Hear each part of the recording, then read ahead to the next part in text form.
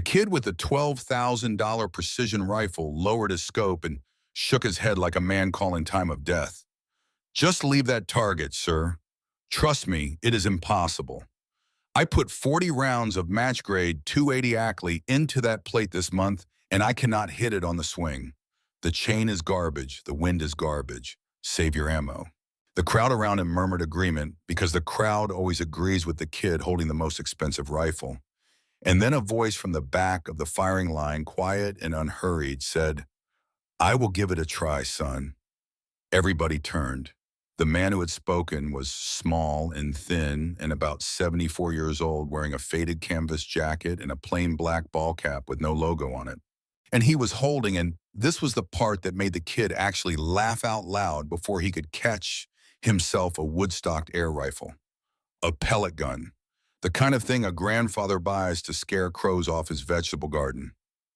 The kid grinned at his friends. "Old-timer, I do not know what game you think we are playing here, but that is a pellet rifle. And that target is 75 yards downrange on a moving chain in a 10-mile-an-hour crosswind. You are not going to hit it." The old man did not answer.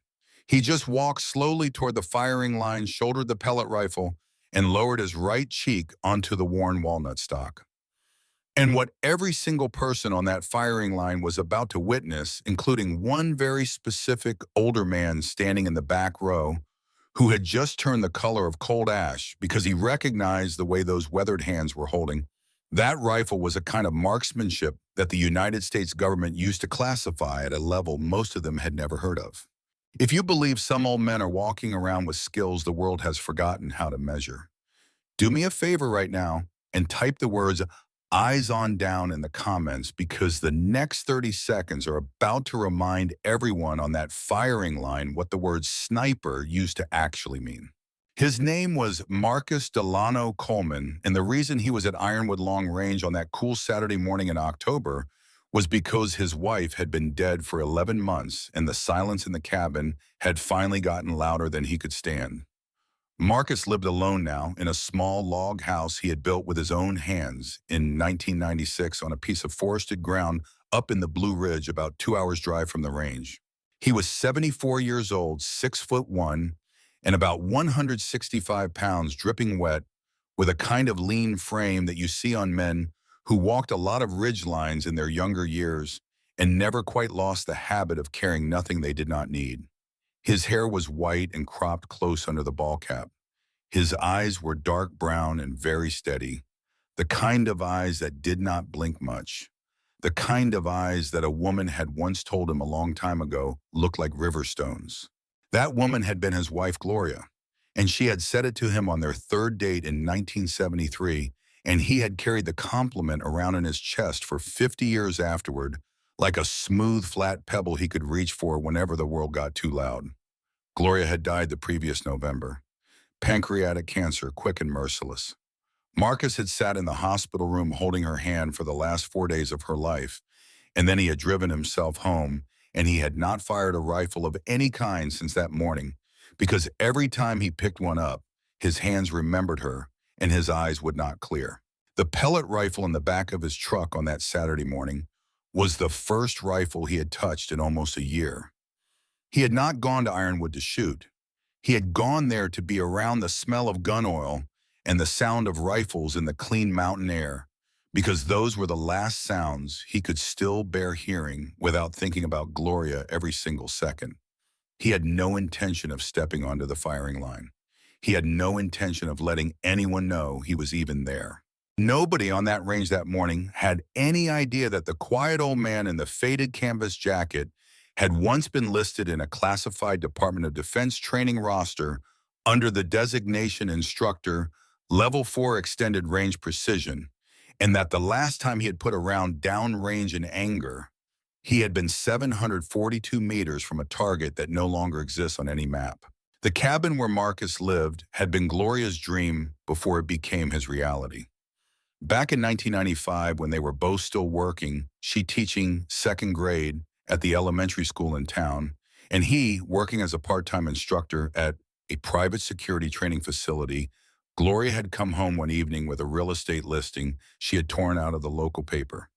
It was 40 acres of wooded hillside in the Blue Ridge, with a view of the Western Ridge and a spring-fed creek running through the bottomland. She had spread the listing out on the kitchen table of their rental house and said, "Marcus, honey, I want us to build something that is ours, something we make with our own hands." Marcus had looked at the listing and then at Gloria, and he had seen in her eyes that this was not a passing fancy. This was something she needed. So he had said, "All right, sweetheart, let us go look at it." They had bought the land in January of 1996, 40 acres for $32,000, which was every penny they had saved in 15 years of marriage. And then Marcus had spent the next 8 months building the cabin. He had done most of the work himself, cutting timber from their own land, hauling stone from the creek for the foundation and the chimney, learning carpentry from library books and from an old man named Ernest who lived down the mountain and who would come up on Saturdays to show Marcus how to frame a roof and how to hang a door so it did not bind in the winter. Gloria had been there every day after school, hauling boards, mixing mortar, painting trim. She had chosen the gray paint for the porch because she said it reminded her of the house where she had grown up in South Carolina. And she had planted the garden that first spring with tomatoes and peppers and okra and collard greens. And she had sat in a folding chair in the evenings while Marcus worked, and she had read to him from books she brought home from the school library. By September of 1996, the cabin was finished. 1 bedroom, 1 bathroom, a kitchen with a wood stove, a living room with a stone fireplace, and that porch where Gloria would sit every evening for the next 27 years and watch the sun go down over the Western Ridge. They had moved in on a Saturday, and that night they had lain in their bed and listened to the wind in the trees, and Gloria had said, "Marcus, honey, we did it. We built something." And Marcus had said, "Yes, we did, sweetheart. Yes, we did." The cabin had been their whole world for almost 3 decades. Marcus had retired from the security training facility in 2002. Gloria had retired from teaching in 2008. And after that, they had rarely left the mountain except for groceries and doctor appointments. They had everything they needed right there: the garden, the creek, the woods, each other. Marcus had taught Gloria to shoot with the air rifle in the late 70s. She had been nervous at first. She had grown up in a house where there were no guns, and her father had been a Baptist minister who preached that violence in any form was a sin. But Gloria had also been a practical woman, and she had said to Marcus one evening, "I know you have seen things and done things that I will never understand, and I know those things still live inside you. So if shooting tin cans helps you, then I want to learn how to shoot tin cans too. That way we can do it together." So Marcus had set up a range in the backyard, 25 yards, tin cans on a wooden frame. And he had taught Gloria the same way he had taught young soldiers at Fort Benning: breathing, sight picture, trigger squeeze. She had been a good student, patient, careful, and within a few months she could hit a Coke can at 25 yards 5 times out of 5. They had made it a Saturday morning ritual: coffee on the porch at dawn, then out to the backyard range with the air rifle. Marcus would shoot 5 rounds, then Gloria would shoot 5 rounds. They did not keep score. They did not compete. They just shot. And when they were done, Marcus would collect the cans, and Gloria would make breakfast, and they would sit on the porch and watch the day come up over the ridge. That ritual had continued for almost 40 years, until November of 2023, until the morning Gloria woke up with pain in her abdomen that would not go away, until the doctor said pancreatic cancer stage 4, until the oncologist said 6 months, maybe less, until Marcus found himself sitting in a hospital room holding Gloria's hand and watching her fade a little more each day. She had died on a Tuesday, early morning.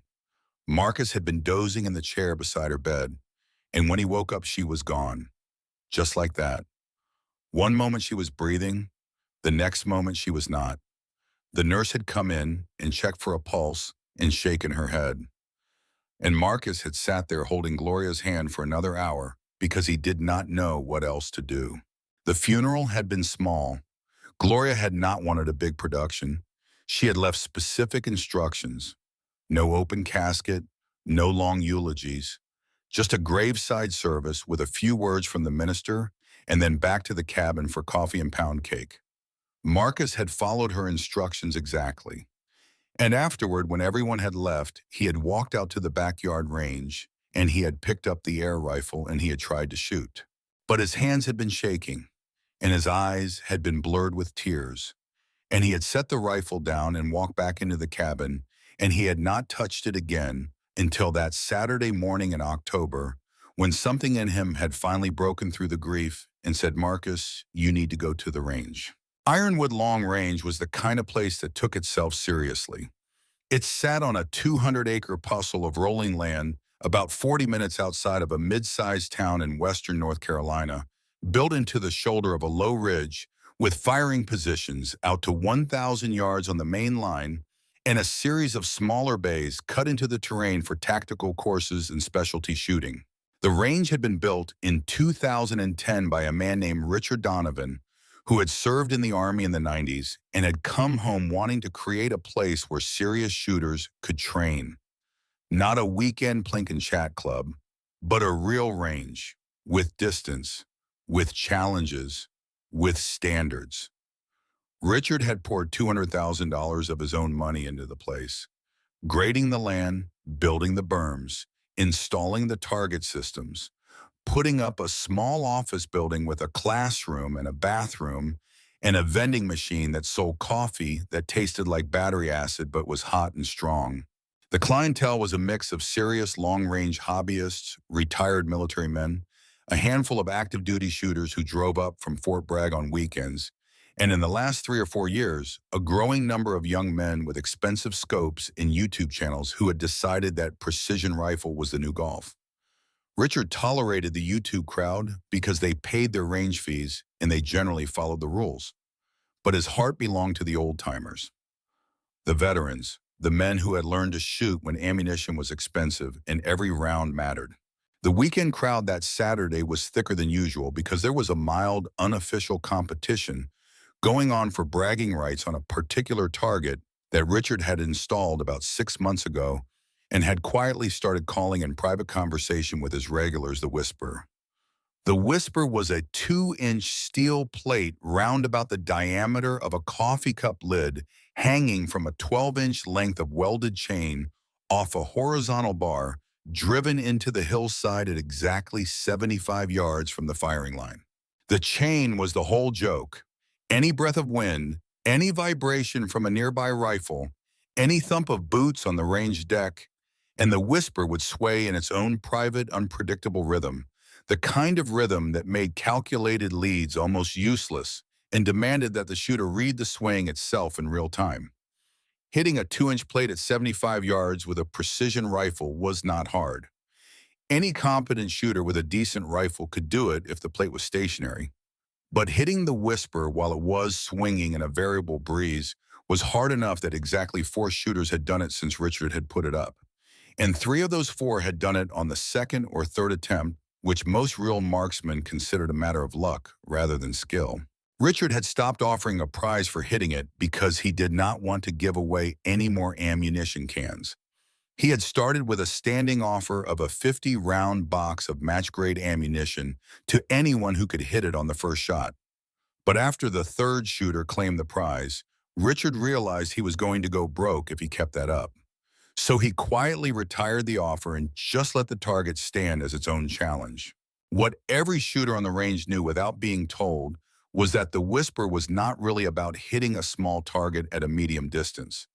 The Whisper was about reading a moving system you did not control. It was about patience, about timing, about understanding that there are some things in this world that will not bend to your will, and the only way to succeed is to bend yourself to them.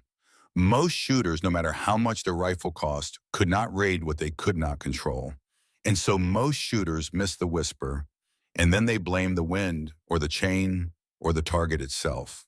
Jamal Patterson was 26 years old, and he was by any reasonable measure a very good shooter. He had served 4 years as designated marksman in a line infantry company in the United States Marine Corps, had done 1 deployment, to Helmand Province in Afghanistan and had gotten out 18 months ago to pursue what he was now describing on his growing social media accounts as a career in precision shooting content creation. The phrase content creation was one that Jamal had picked up from a seminar he had attended in Charlotte 6 months earlier. The seminar had been called Building Your Brand in the Tactical Space, and it had been full of young veterans like himself who were trying to turn their military experience into a paycheck. The instructors had talked about engagement metrics and algorithm optimization and monetization strategies, and Jamal had taken notes and nodded and told himself that this was the future, that the days of working a regular job were over, that if he could just get his subscriber count high enough, he could make a living doing what he loved. And what Jamal loved was shooting. He loved the precision of it, the math of it, the way a good shot felt like solving an equation. He loved the gear, the rifles and the scopes and the ballistic calculators. He loved talking about gear, comparing gear, reviewing gear. And he loved the respect that came from being good at something, from being the guy other guys came to for advice. His rifle that morning was genuinely impressive. A custom-built bolt gun in .280 Ackley, improved, fitted into a modular aluminum chassis that had cost $4,000. The barrel alone had cost $1,200. It was a Bartlett 5R hand-lapped stainless steel barrel that the gunsmith in Asheville had promised would shoot half-minute of angle out to 600 yards if Jamal did his part. The stock was an XLR element chassis in flat dark earth. The trigger was a Timney Calvin Elite set at 1.5 pounds. The scope was a Vortex Razor Gen 36 to 36 power with an EBR 7C reticle, and it had cost $3,200. Jamal had financed the rifle through a credit card promotional offer. 0% interest for 18 months. He had told himself it was an investment, that he needed professional-grade equipment if he was going to build a professional-grade channel. And for the most part, that logic had worked out. His subscriber count had grown from 12,000 to 180,000 in the past year. The rifle looked good on camera, it performed well, and the optics company that made his scope had reached out 3 months ago with a sponsorship offer. Not a big one, just a 15% discount code he could share with his followers and a small commission on every sale. But it was something. It was validation. Jamal had been working the Whisper for about an hour when Marcus Coleman first noticed him. It was hard not to notice Jamal. He was a big man, 6'2" and 220 pounds of muscle that he maintained with a strict routine of lifting and running and meal prep. He wore a neatly trimmed beard, a backward baseball cap with the logo of his sponsor, and a tactical shirt with his channel name embroidered on the chest. J-Rock Precision. The kid was a good shooter. Marcus could see that immediately. His fundamentals were clean, good bone support, steady trigger break, no flinch in the follow-through. He had clearly been trained well.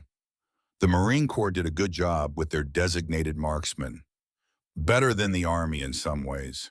The Marines understood that marksmanship was a perishable skill, and they made their shooters train constantly. But Marcus could also see from the back of the firing line, where he was standing quietly with a cup of vending machine coffee in his hand, that the kid was shooting the wrong problem. The kid was trying to calculate the Whisper. Marcus could see him punch numbers into his realistic solver every time he came up off the scope. Wind speed, wind direction, target distance, ammunition data. The kid was treating the Whisper like a math problem, like something that could be solved with the right formula. But the Whisper was not a calculation problem. The Whisper was a patience problem. It was a listening problem. It was a problem that required you to stop thinking and start feeling. And Jamal Patterson was not a man who had learned to stop thinking. He was a man who had built his entire identity around thinking, around being smart, around having the right answer. Marcus watched him miss 3 shots in a row, the impacts kicking up little puffs of dirt on the berm behind the plate, and he watched the kid lift his head from the scope and laugh in the self-mocking way young men laugh when they are actually genuinely frustrated but do not want anyone to know it. And Marcus heard the kids say loud enough for everyone on the line to hear, "That thing is impossible. The chain is garbage. I am telling you boys, nobody is hitting that in these conditions. I will put 500 bucks on it right now. 500 to any man on this line who can hit that plate in the next 10 minutes." And then because Jamal Patterson was a kid with a growing audience and an instinct for generating content, he pulled out his phone and started recording. He held the phone at arm's length with the camera facing himself, and he put on what Marcus recognized as his video voice. The voice was deeper than his normal speaking voice, more confident, more polished. It was the voice of a man performing rather than talking. "Look at this," he said to the camera. 75 yards, 2-inch plate, swinging chain, 10-mile crosswind. I have put 40 rounds into this thing this month. 40 rounds of match-grade ammunition, $160 worth of ammo, and I cannot touch it. $500 says nobody here can hit it either. This is what we call in the business an impossible shot. Not because the distance is hard, but because the movement is random. There is no pattern to read, no rhythm to time. It is pure chaos, and chaos cannot be calculated. So yeah, impossible. Jamal lowered the phone and looked around at the small crowd that had gathered to watch him. About 15 men, most of them younger guys in their 20s and 30s, a few older men in their 50s. All of them nodded and murmured agreement because Jamal had just articulated what they were all thinking. The target was impossible, not because they were bad shooters, but because the target itself was unfair. Marcus Coleman had spent most of his professional life being a man who did not call attention to himself. He had been trained at a specific level very few Americans ever reached to understand that the worst thing a sniper could ever do was be seen. Not just physically seen, but seen in any way. Noticed, remembered, talked about. The best snipers were ghosts. They moved through the world without leaving footprints. They did their work and then they disappeared. And no one ever knew they had been there. Marcus had carried that training out of the military and into the rest of his life, and it had shaped everything. The way he drove, never speeding, never drawing attention from cops. The way he ordered coffee, always polite, always generic. Black coffee, no sugar, nothing memorable. The way he dressed, plain jeans, plain shirts, plain jacket, nothing with logos, nothing that stood out. The way he had loved his wife, quietly, privately. He had never been the kind of man to make public declarations or grand gestures. He had shown Gloria his love through small, consistent actions. A cup of coffee made the way she liked it. Her favorite chair positioned just right on the porch. The garden weeded before she asked. And the way he had raised his daughter, teaching her by example rather than by lecture, showing her how to be steady, how to be reliable, how to keep her word. His daughter Denise was 42 now, living in Atlanta, working as a nurse, married to a good man named Jerome who sold insurance. They had 2 kids, a boy and a girl, teenagers now. Marcus saw them 3 or 4 times a year. Usually they drove up to the cabin for a weekend. Sometimes Marcus and Gloria would drive down to Atlanta. Denise had taken the news of Gloria's death hard. She had wanted to come up and stay at the cabin with Marcus after the funeral. She had said, "Daddy, you should not be alone right now." But Marcus had told her no. He had said, "Sweetheart, I appreciate it, but I need some time.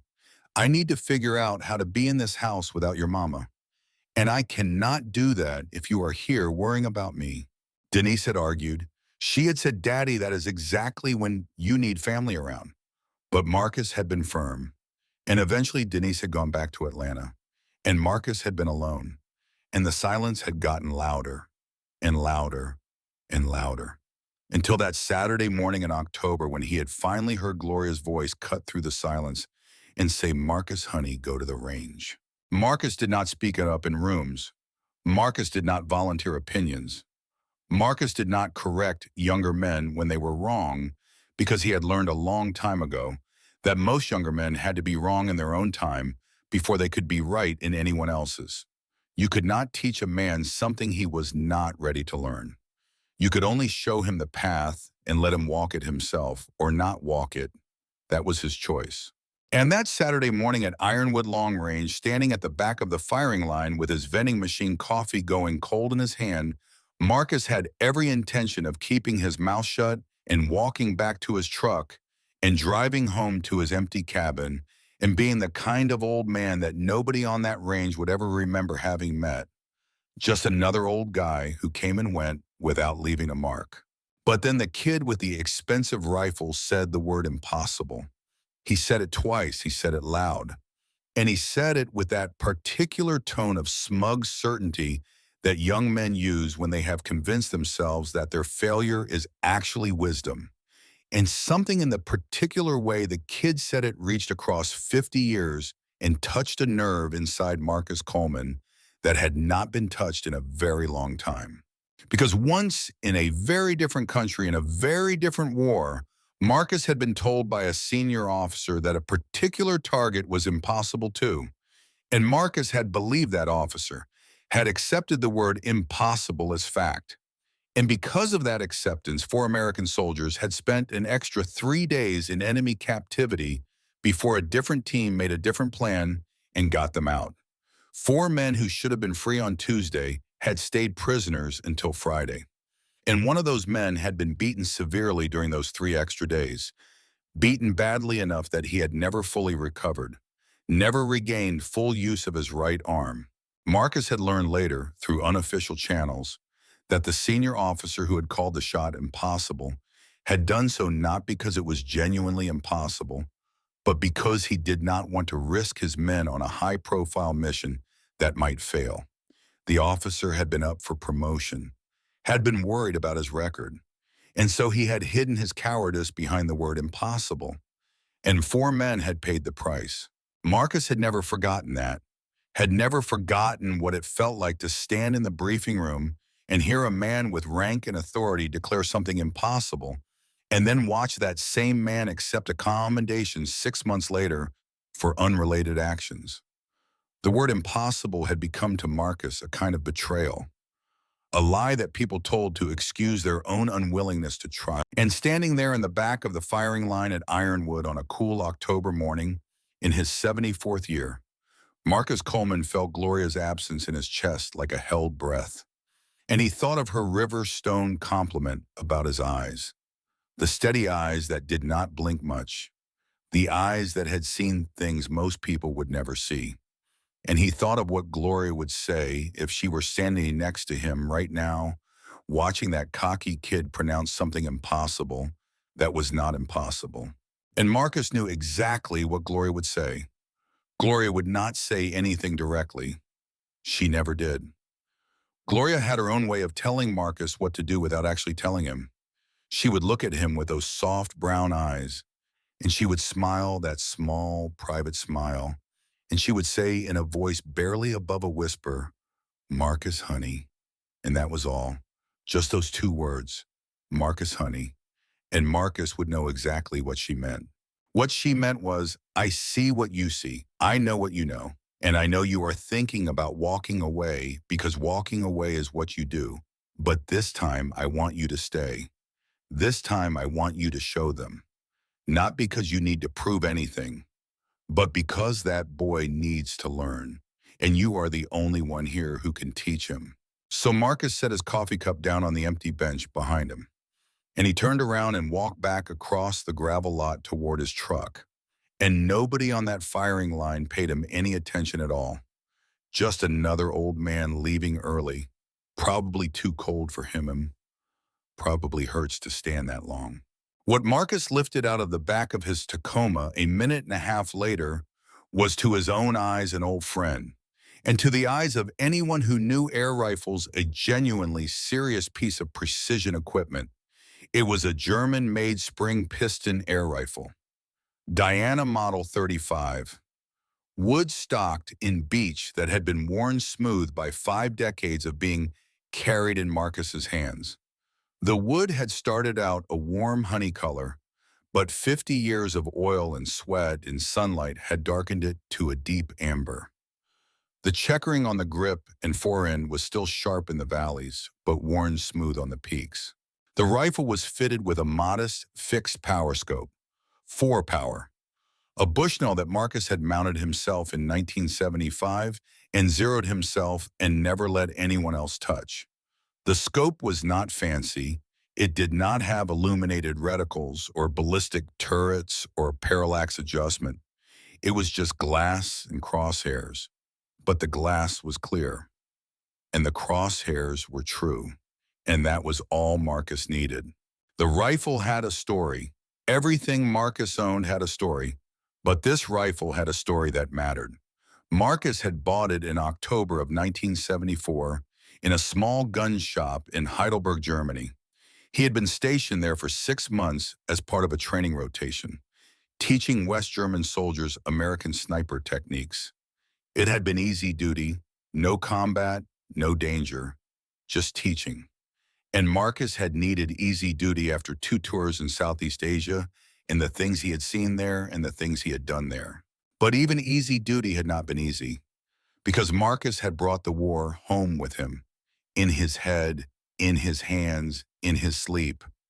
He had nightmares every night, dreams where he was back in the jungle, dreams where he could not find his rifle, dreams where he was trying to take a shot and his hands would not stop shaking and the target would see him and shoot first.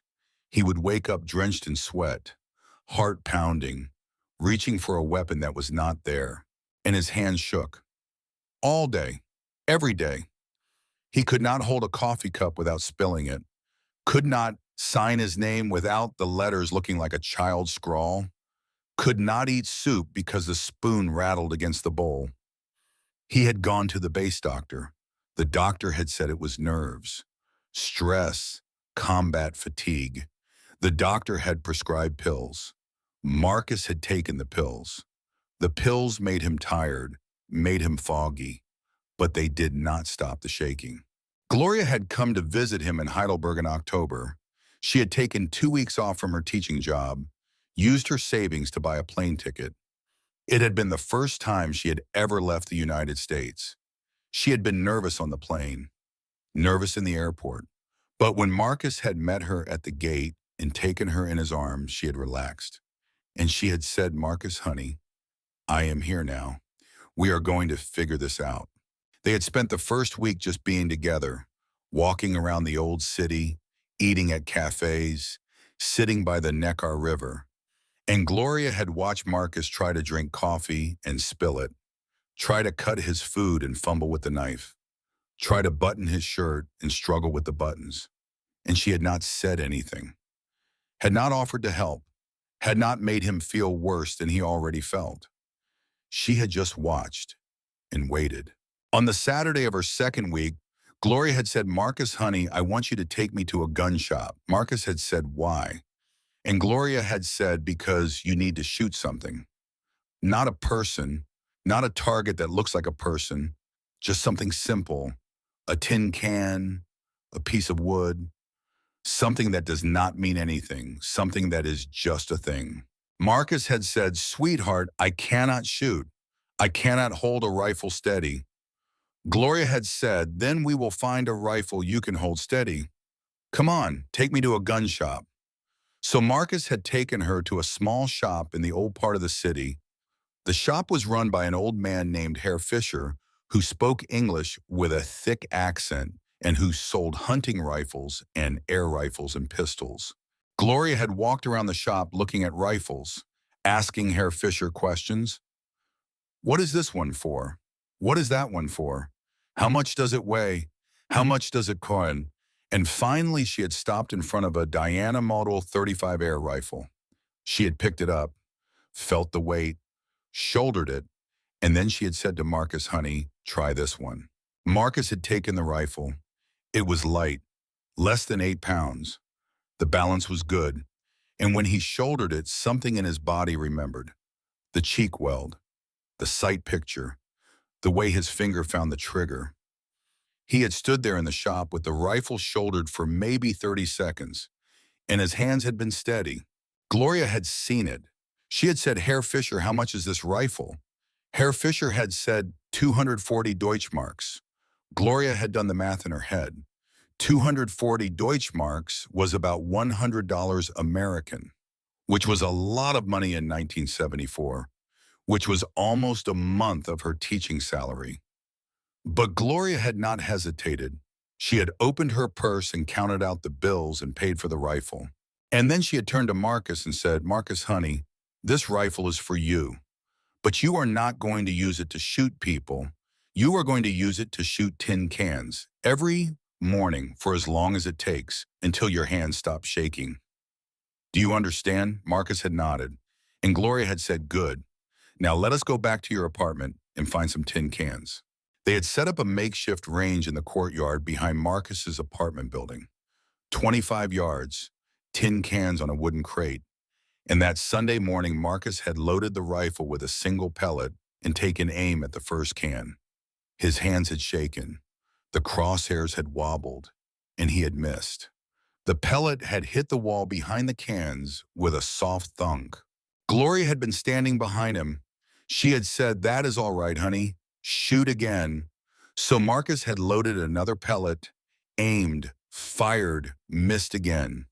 He had done this 10 times, 10 misses, and then he had lowered the rifle and said, "Gloria, I cannot do this. I am broken."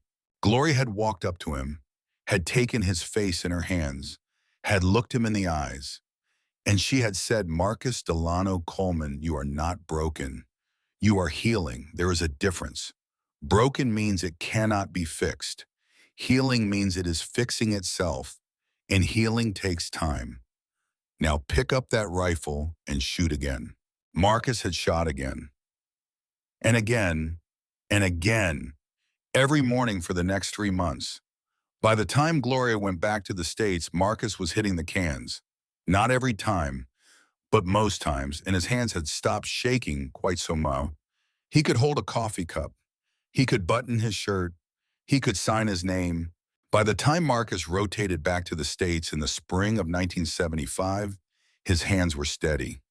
The nightmares were less frequent, and he had a rifle that had saved his life in a way that had nothing to do with killing.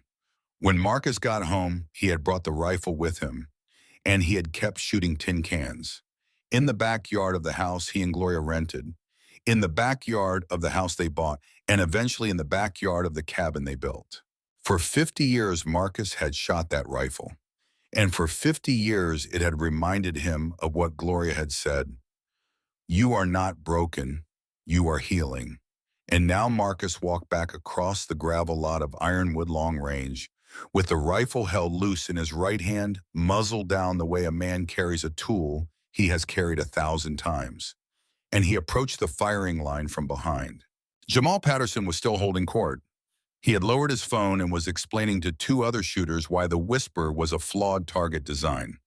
His voice taking on the slightly defensive tone of a man who has just failed at something in public and needs to prove the failure was not his fault. "The problem is not me," he was saying. "The problem is the design. There is no way to predict the swing. The chain introduces too many variables: wind, vibration, harmonics. It is chaos theory. You cannot solve chaos." One of the other shooters, a younger guy, maybe 22 years old, said, "But dude, somebody hit it. 4 people have hit it." Jamal shook his head. "Luck, man. Pure luck. I guarantee those guys took like 50 shots before they got one to land. This is not skill. This is lottery." Marcus stopped about 6 feet behind Jamal and cleared his throat politely. "The way you clear your throat in a church." Jamal turned around. He saw the old man in the faded canvas jacket. He saw the air rifle, and because Jamal Patterson was in his heart a decent young man who had not yet done enough hard living to have his arrogance properly sanded down, the first thing he did was grin. "Sir, respectfully, that is a pellet gun." Marcus nodded once. "Yes, it is." Jamal glanced at his friends, then back at Marcus, the grin getting wider. "Sir, are you serious right now? You want to shoot at the Whisper with a pellet gun?" Marcus nodded again. "If nobody minds, I will only take one shot. Will not take long." Jamal's grin got even wider. The easy, uncomplicated grin of a young man who was about to get some tremendous free content for his next video. He raised his phone and started recording again. Oh man, this is gold. Hold on. He turned the camera to Marcus. Ladies and gentlemen, we have a new challenger. This gentleman, and I am sorry, sir, I did not catch your name. Marcus said Coleman. Jamal said Mr. Coleman here has decided to take on the Whisper with what appears to be a vintage pellet rifle. Sir, how old is that rifle? Marcus said 1974. Jamal's eyebrows went up. 1974. Wow. Okay. That is older than I am. That is older than most of these rifles here. And you think you can hit a 2-inch plate at 75 yards on a swinging chain in a crosswind with a 50-year-old pellet gun? Marcus looked at Jamal, looked at the camera, looked back at Jamal, and said, I do not know, but I would like to try. Jamal laughed, not a mean laugh, just an honest surprise laugh. He said, sir, I respect that.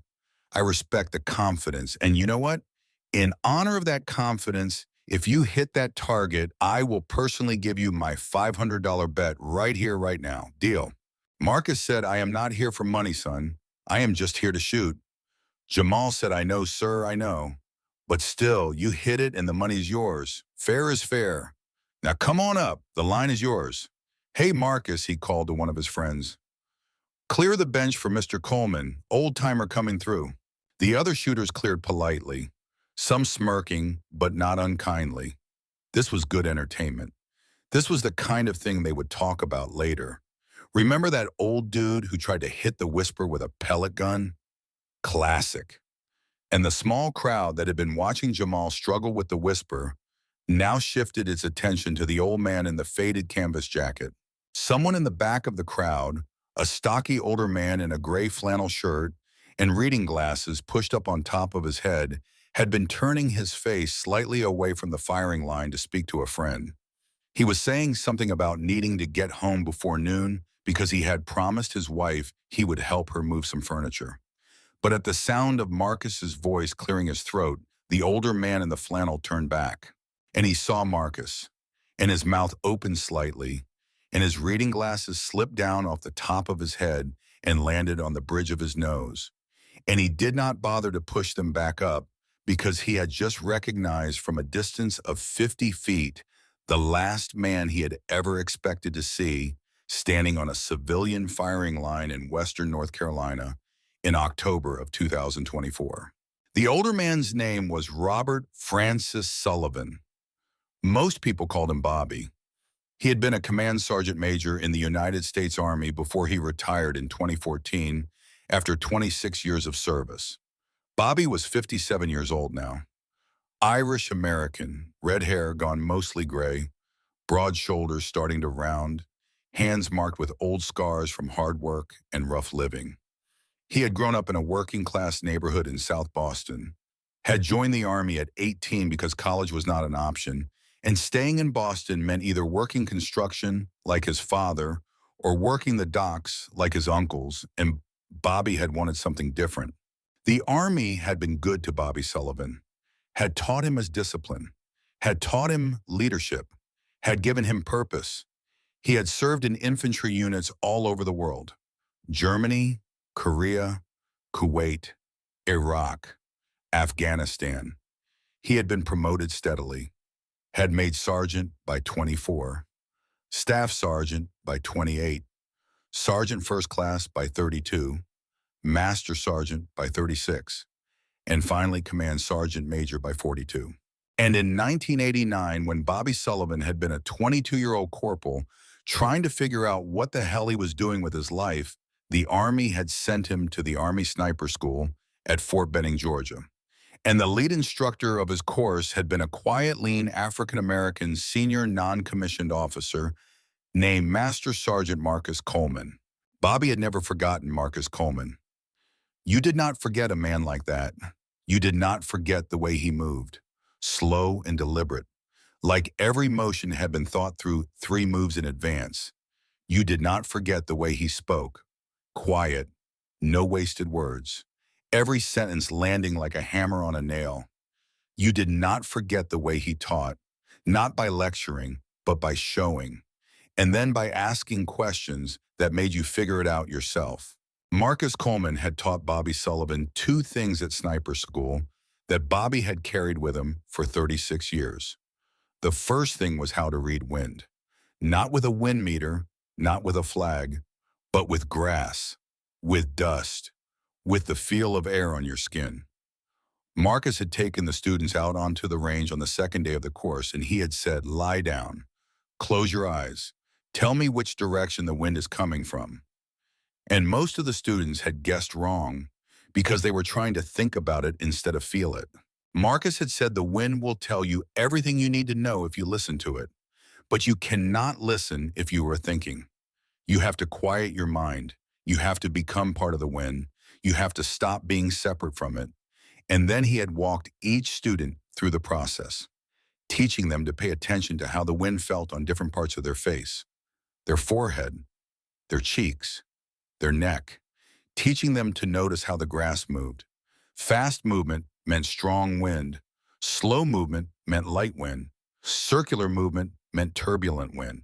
By the end of the week, every student could tell wind direction and approximate wind speed with their eyes closed.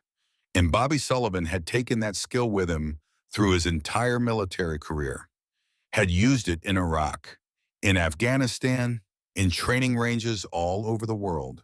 And every time he read the wind, he thought of Marcus Coleman. The second thing Marcus had taught Bobby was about the word impossible. It had happened on the third day of the course. They had been on the range doing unknown distance drills. The instructors would call out a target. The students would range it, calculate the wind, dial their scopes, and take the shot. Bobby had been doing well. He had hit 7 targets in a row. He was feeling confident, feeling like he had this figured out. And then Marcus had called out a target at 800 meters.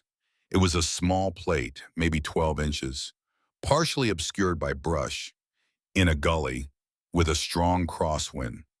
Bobby had looked at the target through his scope, had done his calculations, and then he had lowered his rifle and said, "Master Sergeant, I do not think I can make that shot. The wind is too variable. The target is too small. I think it is impossible." Marcus had walked over to Bobby, had squatted down next to him, and had said in that quiet voice, "Corporal Sullivan, let me ask you a question. What does the word impossible mean to you?" Bobby had thought about it, and he had said, "I guess it means something that cannot be done." Marcus had nodded, and then he had said, "And who told you this shot cannot be done?" Bobby had said, "Nobody told me, Master Sergeant. I just think it is too hard." Marcus had said, "So you decided on your own that it is impossible." Bobby had said, "Yes, Master Sergeant." And Marcus had said, "I see. So what you are telling me is that you looked at a hard problem, and instead of trying to solve it, you decided to give yourself permission to quit by calling it impossible. Is that about right?" Bobby had felt his face get hot, because that was exactly right. He had been looking for an excuse not to try, and the word impossible had given him that excuse. He had said, "Master Sergeant, I am sorry. That was weak of me." Marcus had said it was not weak, Corporal. It was human. We all do it. We all look at hard things and try to find a way out. But here's what I want you to understand. The word impossible is a word that small men use to make their own failures sound like laws of physics. When a man says something is impossible, what he is really saying is, "I am not good enough to do this." But instead of admitting that he blames the task, he says the task is impossible. That way his failure is not his fault. It is the universe's fault. Do you see the difference? Bobby had said, "Yes, Master Sergeant. I see it." Marcus had said, "Good. Now I want you to take that shot. And I do not care if you hit or miss. I care that you try, because the only real failure is not trying. Do you understand?" Bobby had said, "Yes, Master Sergeant," and he had taken the shot, and he had missed. The bullet had hit low and left, but Marcus had said, "Good. Now you know what does not work. Adjust and shoot again." Bobby had adjusted, had aimed higher and more into the wind, and he had shot again. And that time he had hit. The plate had rung clear as a bell, and Marcus had clapped him once on the shoulder and said, "Now, you know what possible looks like, Corporal. Do not forget it." Bobby Sullivan had not forgotten it. He had carried that lesson through his entire career, and he had taught it to every soldier he ever trained. The word impossible is a word that small men use to make their own failures sound like laws of physics. Bobby had said that sentence 1,000 times, in 1,000 briefings, in 1,000 classrooms, to 1,000 soldiers, and every time he said it, he thought of Marcus Coleman.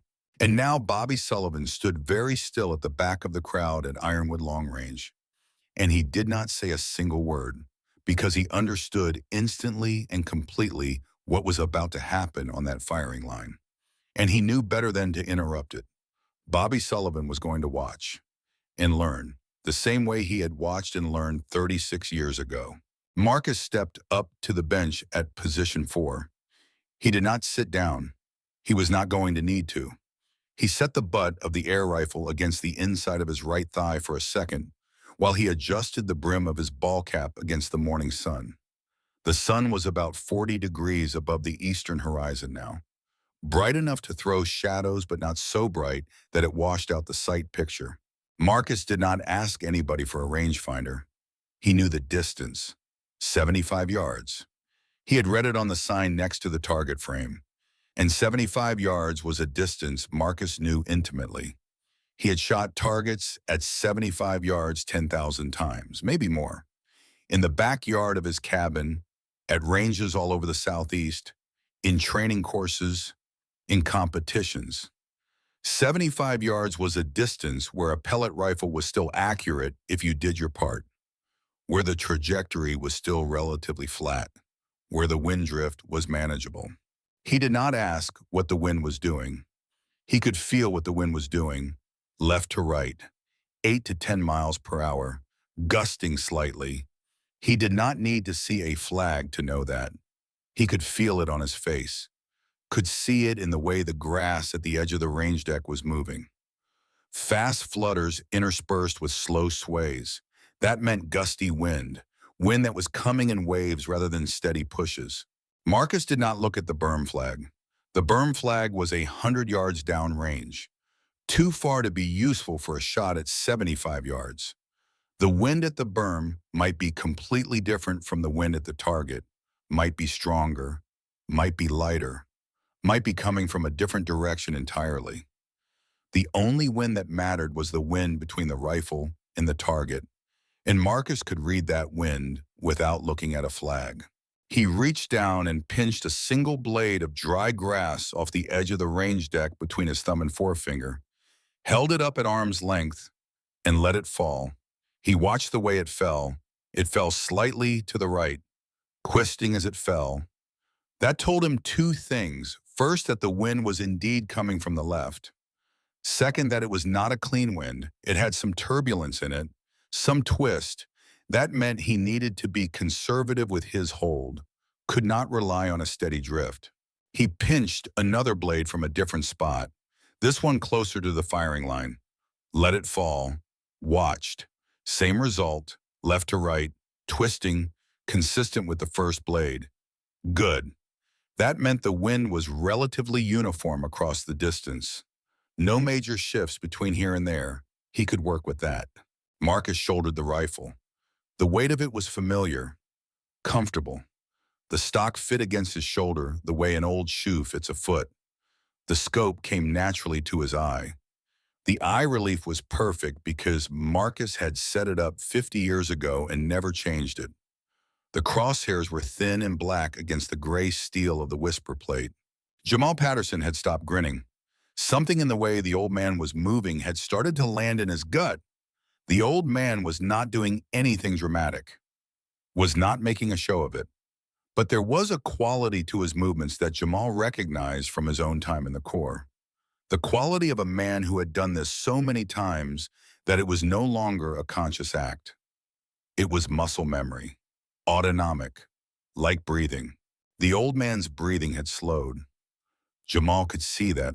could see the rise and fall of the old man's back decreasing, going from normal respiration rate to something slower, deeper, more controlled. The old man's shoulders had dropped about half an inch, the tension leaving his upper body, the rifle settling into position not by being forced, but by being allowed to find its natural point of aim. The old man's cheek had settled into the walnut stock of that pellet rifle with the automatic familiarity of a cheek that had rested on 1,000 rifle stocks before it. The weld was perfect. Head upright, eye directly behind the scope.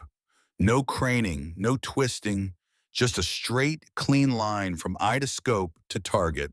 And the old man's finger had found the trigger in a way that made Jamal Patterson suddenly unreasonably want to take 3 steps backward.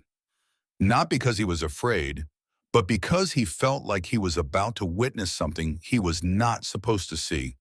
Something private, something sacred. Marcus looked at the whisper. The plate was swaying in its slow, shallow arc. Left, right, left, right. The chain had settled into a rhythm, not a predictable rhythm, but a rhythm nonetheless. Everything in the universe has a rhythm if you watch it long enough. The swing of a pendulum, the rise and fall of waves, the beating of a heart. And this chain had its rhythm too. Marcus watched the plate swing. He did not try to time it, did not try to predict where it would be in 2 seconds or 5 seconds. He just watched and waited and listened to what the plate was telling him. The plate was saying, I am not your enemy. I am not trying to trick you. I am just being what I am. A piece of steel on a chain moving in the wind.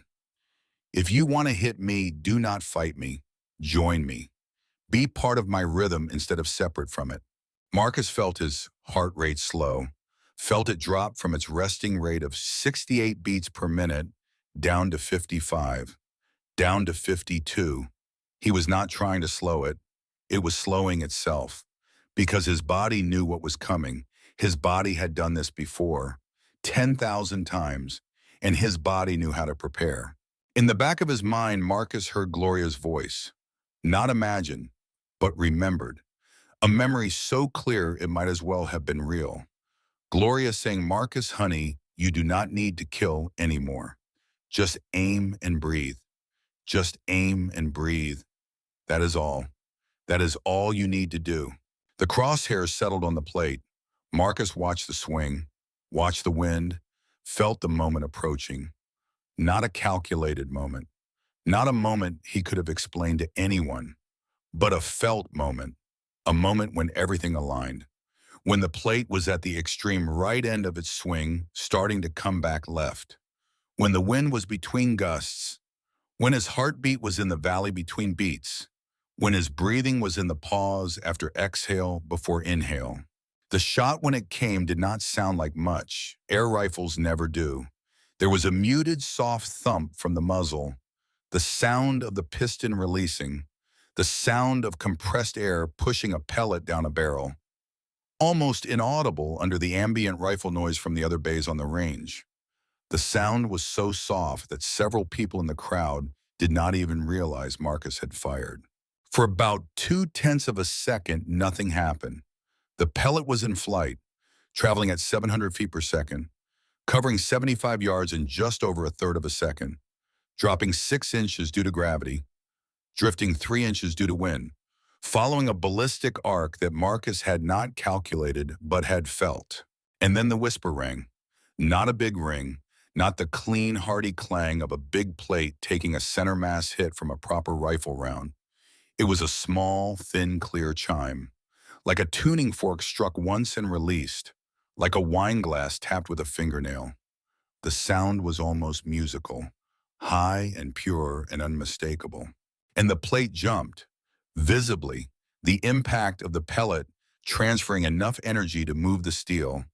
The plate jumped back on its chain about 2 inches and then swung forward and then settled back into its slow sway as if nothing had happened, as if this was just another morning and just another piece of wind. The crowd on the firing line did not react for about a full second. They did not react because they could not quite process what their ears had just told them. Their eyes had seen the old man shoot, but their ears had barely heard it, and now their ears were hearing a chime, a ring, the whisper. But that could not be right. Could it? The old man had shot a pellet gun, a toy. How could a toy ring steel? And then one by one they started turning their heads to look at each other. The way people look at each other, it's a magic trick when they know there was no magic, but they cannot quite locate the mechanics. The way people look at each other when they have just witnessed something that should not have been possible, according to everything they thought they knew. Jamal Patterson took a step forward toward the bench. His mouth was slightly open. His phone was still recording, but his hand had dropped to his side. He was not paying attention to the camera anymore. He was just staring at the old man. "Did you?" he said. "Wait, did you just?" He raised the phone reflexively and pulled up the camera app and zoomed it in toward the whisper, checking the plate for a smear. And there it was, a faint gray mark, the unmistakable lead smear of an air rifle pellet impact about a half-inch below dead center of the 2-inch plate, right where the crosshairs had been when Marcus pressed the trigger. A clean hit, on the swing with a pellet gun at 75 yards in a gusting crosswind on the first shot. Jamal Patterson lowered his phone very slowly. He looked at the old man, then back at the target, then back at the old man. He said, Sir, you just hit the whisper on the first shot with a pellet gun." The small crowd on the firing line had gone completely silent. 15 men, all of them shooters, all of them people who understood how hard that shot was, and all of them now staring at Marcus Coleman like they were trying to figure out if he was real. Marcus Coleman lowered the air rifle off his shoulder, exhaled once, a long, slow breath that released the tension from his body, set the butt of the rifle down on the range deck at his feet, and looked mildly at Jamal, as if he was waiting to be told whether he had shot out a turn, as if this was nothing unusual, as if old men hit impossible targets with pellet guns every day of the week and twice on Sunday. And from the back of the crowd, in the clear, steady voice of a man who had spent 26 years telling large groups of soldiers what to do, Command Sergeant Major Robert Francis Sullivan, United States Army retired, said, "Well, I will be damned. That is the second best shot I have ever seen that man make." And every head on the firing line turned to look at him. Bobby Sullivan walked forward through the crowd slowly, because his knees were not what they used to be. 26 years in the infantry had left him with arthritis and bone spurs and cartilage that sounded like gravel when he bent his legs. And because he wanted to give himself a few more seconds to make sure his eyes were not lying to him, to make sure that the man standing at the firing line was actually Marcus Coleman and not some stranger who happened to look like him. By the time Bobby reached the firing line, Marcus had already seen him and had already let out a small, tired smile, the kind of smile a man gives an old friend he is genuinely happy to see, but is also mildly embarrassed to be seen by. Because Marcus did not want attention, had never wanted attention, and now Bobby Sullivan was about to give him attention whether he wanted it or not. Bobby stopped about 4 feet in front of Marcus and looked him up and down the way a soldier looks at another soldier, checking, assessing, seeing what time had done. Marcus was thinner than Bobby remembered, more gray, more lines around the eyes, but the eyes themselves were the same, steady, dark brown, river stones, and the way Marcus held himself was the same, upright, balanced, grounded, like a tree that had deep roots. And then Bobby Sullivan, at the age of 57, came to a version of attention that his body had not executed in a decade. His heels came together, his shoulders went back, his chin lifted slightly, and he rendered a crisp civilian salute, right hand up, palm flat, fingers extended and joined, edge of the hand touching the right eyebrow, the way they had taught him at basic training 40 years ago. And he said in a voice just loud enough to carry to everyone on the line, "Master Sergeant Coleman." "Good morning, Master Sergeant. It is an absolute honor to see you again, sir." Marcus returned the salute the way older men return salutes, with a small nod and a slight lift of the right hand that was more acknowledgement than protocol, more greeting than ceremony. "Sergeant Sullivan," he said, "you do not need to call me Master Sergeant anymore, Bobby. We have both been retired a long time. We are civilians now, just two old guys standing on a range." Bobby dropped his hand but did not drop the expression on his face. The expression on his face was something between respect and affection and a kind of fierce protective loyalty that men feel toward the teachers who shape them. He said with respect, "Marcus, you are never going to be just an old guy to me. You are the man who taught me how to be a sniper, the man who taught me how to think. And I will call you Master Sergeant until the day I die because that is what you earned." Marcus looked uncomfortable. He said, "Bobby, please, you're embarrassing me." Bobby shook his head. "No, sir. What I am doing is telling these young men the truth, because I do not want a single one of them to leave this range today without knowing whose presence they are standing in. Is that all right with you, Marcus?" Marcus sighed. "Bobby, that is really not necessary." Bobby held up one hand. "Marcus, with respect, it is necessary. It is necessary because that young Marine over there with the expensive rifle just pronounced a target impossible. And you just proved him wrong. And he is going to spend the rest of his life telling this story to other young men. And I want him to have the facts correct when he tells it. So sit down, Marcus, please, or stand if you want. But let me say this." And Marcus, who had learned in his 28 years of military service that you could not stop a senior NCO who had decided to say something, just sighed and nodded and leaned the air rifle carefully against the side of the bench. Bobby Sullivan turned to face the crowd. He took off his reading glasses, which had been sitting crooked on his nose, and folded them and put them in his shirt pocket. "My name is Robert Sullivan. Most people call me Bobby. I retired 3 years ago as a command sergeant major in the United States Army after 26 years of service. Most of that service was in units you will not read about in a book and I will not name on a civilian firing line. In 1989, I was a 22-year-old corporal attending the Army Sniper School at Fort Benning, Georgia. The lead instructor of my course was the man standing in front of you now, Master Sergeant Marcus Coleman, United States Army Ranger, retired. Some of you who follow this world closely may have read stories in the years since the records of certain long-range reconnaissance patrols have been partially declassified about an unnamed Army sniper team that operated in the Central Highlands during the war in Southeast Asia in 1971 and 1972. Some of you may have read a particular account in a particular magazine about 10 years ago about a shot taken at 742 meters under conditions that several professional shooters at the time said could not have been made. The shot in that article was attributed to an anonymous source because the shooter who took it requested anonymity. That shooter is standing in front of you. This man, Marcus Coleman. A murmur went through the crowd. 742 meters, over 800 yards, in jungle conditions, in a war. That was serious shooting. That was the kind of shooting that most men only read about. And now they were standing 10 feet away from the man who had actually done it. Bobby continued, "I taught the wind portion of the Army Sniper School for 6 years after my own time through the course. And every single thing I taught in those classes, I learned from Marcus Coleman. He taught me how to read a breeze by the way the hair on the back of my own forearm moved.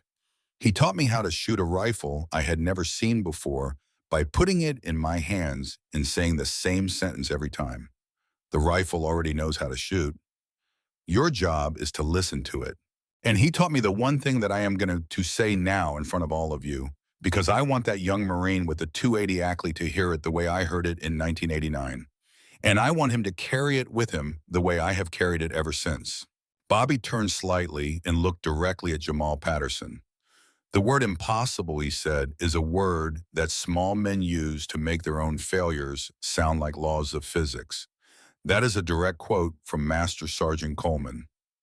Delivered to my sniper class on the third day of instruction, October of 1989. I have not forgotten it. I never will. And son, the next time you are tempted to use that word on a firing line, I want you to remember what you just saw an old man do with a pellet gun. Because the target was not impossible. You just did not know how to read it. Jamal Patterson did not say anything. He was standing very still now.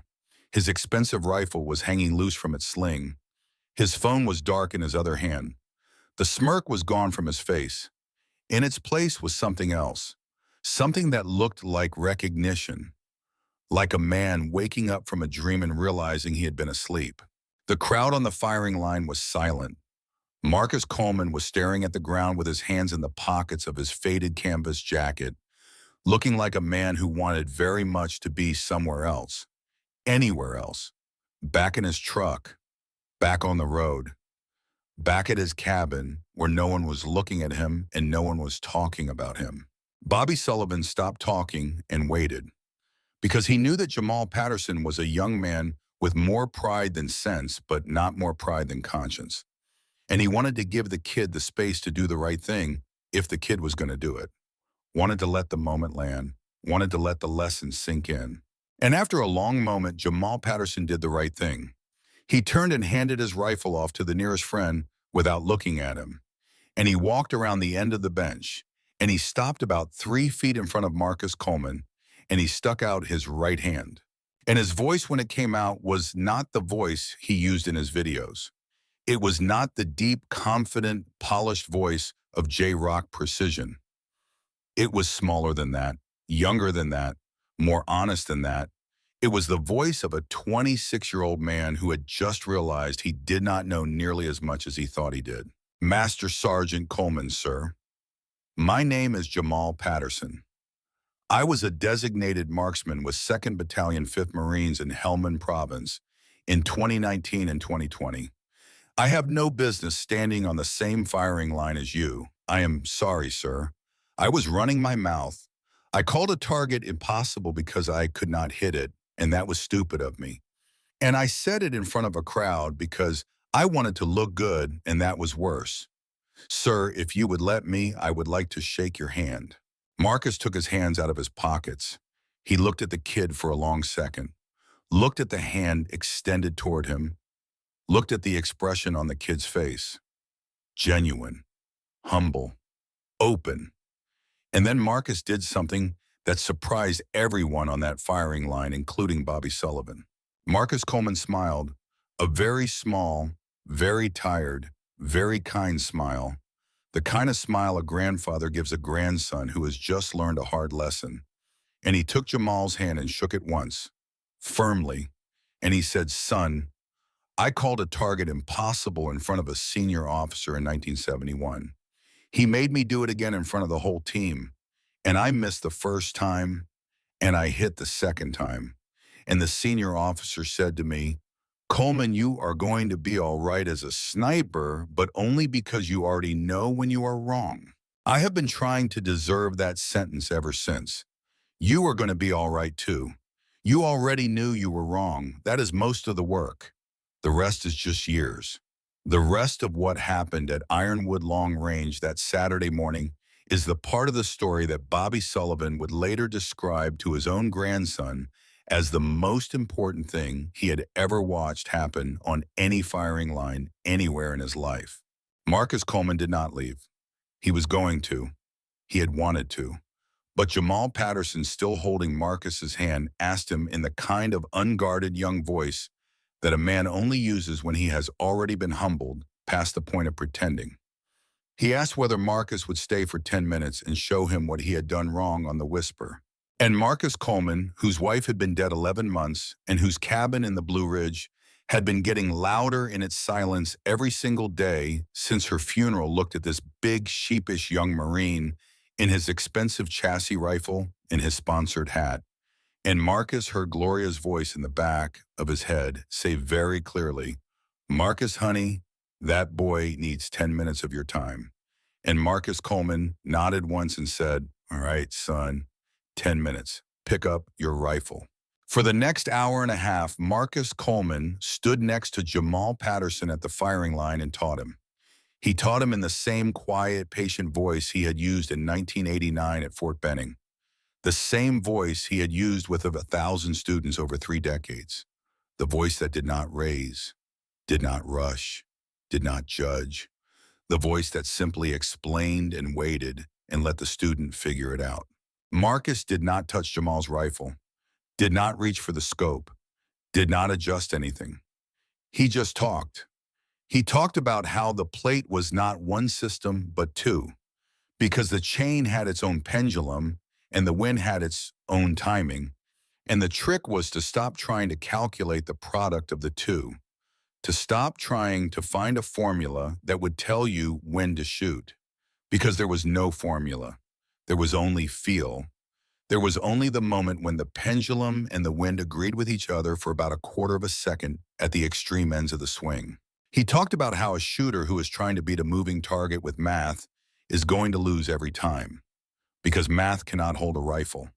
And the rifle has to be held by a body, and a body has a rhythm, and that rhythm either fits the target's rhythm or it does not. You cannot force your rhythm onto the target. You can only adjust your rhythm to match the target. He talked about how the wind that morning was not a steady left to right push, but a three-part pulse. First a gust, then a lull, then a medium push, then the cycle repeated. And once Jamal learned to feel that pulse, once he learned to recognize which part of the cycle he was in, he would stop needing to see the flag because his body would know. Jamal listened to every word. He asked questions, smart questions, not defensive questions. He said things like, "So you are saying I should wait for the lull?" And Marcus would say, "No. I am saying you should wait for the moment that feels right to you. The lull might be that moment, or it might not. You will know when you feel it." And Jamal would nod and think about it and then go back to watching the target. Marcus had Jamal shoot, had him take shots while Marcus stood behind him and watched. Marcus did not coach during the shot, did not say anything while Jamal was aiming, just watched. And after each shot, Marcus would ask, "What did you feel?" And Jamal would describe what he had felt. And Marcus would say, "Yes, that is good. Now do it again, but this time wait one more second." Or "Now do it again, but this time breathe out slower." Jamal missed his first 3 shots after Marcus started talking, the bullets kicking up dirt behind the plate. And Marcus said, "That is fine. You are learning. Missing is part of learning. If you hit every shot, you are not pushing yourself." He hit his 4th shot. The plate rang. Jamal pumped his fist. Marcus said, "Good. Do not celebrate yet. Do it again. Make me believe it was not luck." Jamal shot again, missed, shot again, hit, shot again, hit. By the end of the hour and a half, he was hitting the whisper 3 out of 5 times, which was better than any shooter had done on that plate since Richard Donovan had put it up 6 months ago, which was better than Jamal had ever done on any moving target at any distance.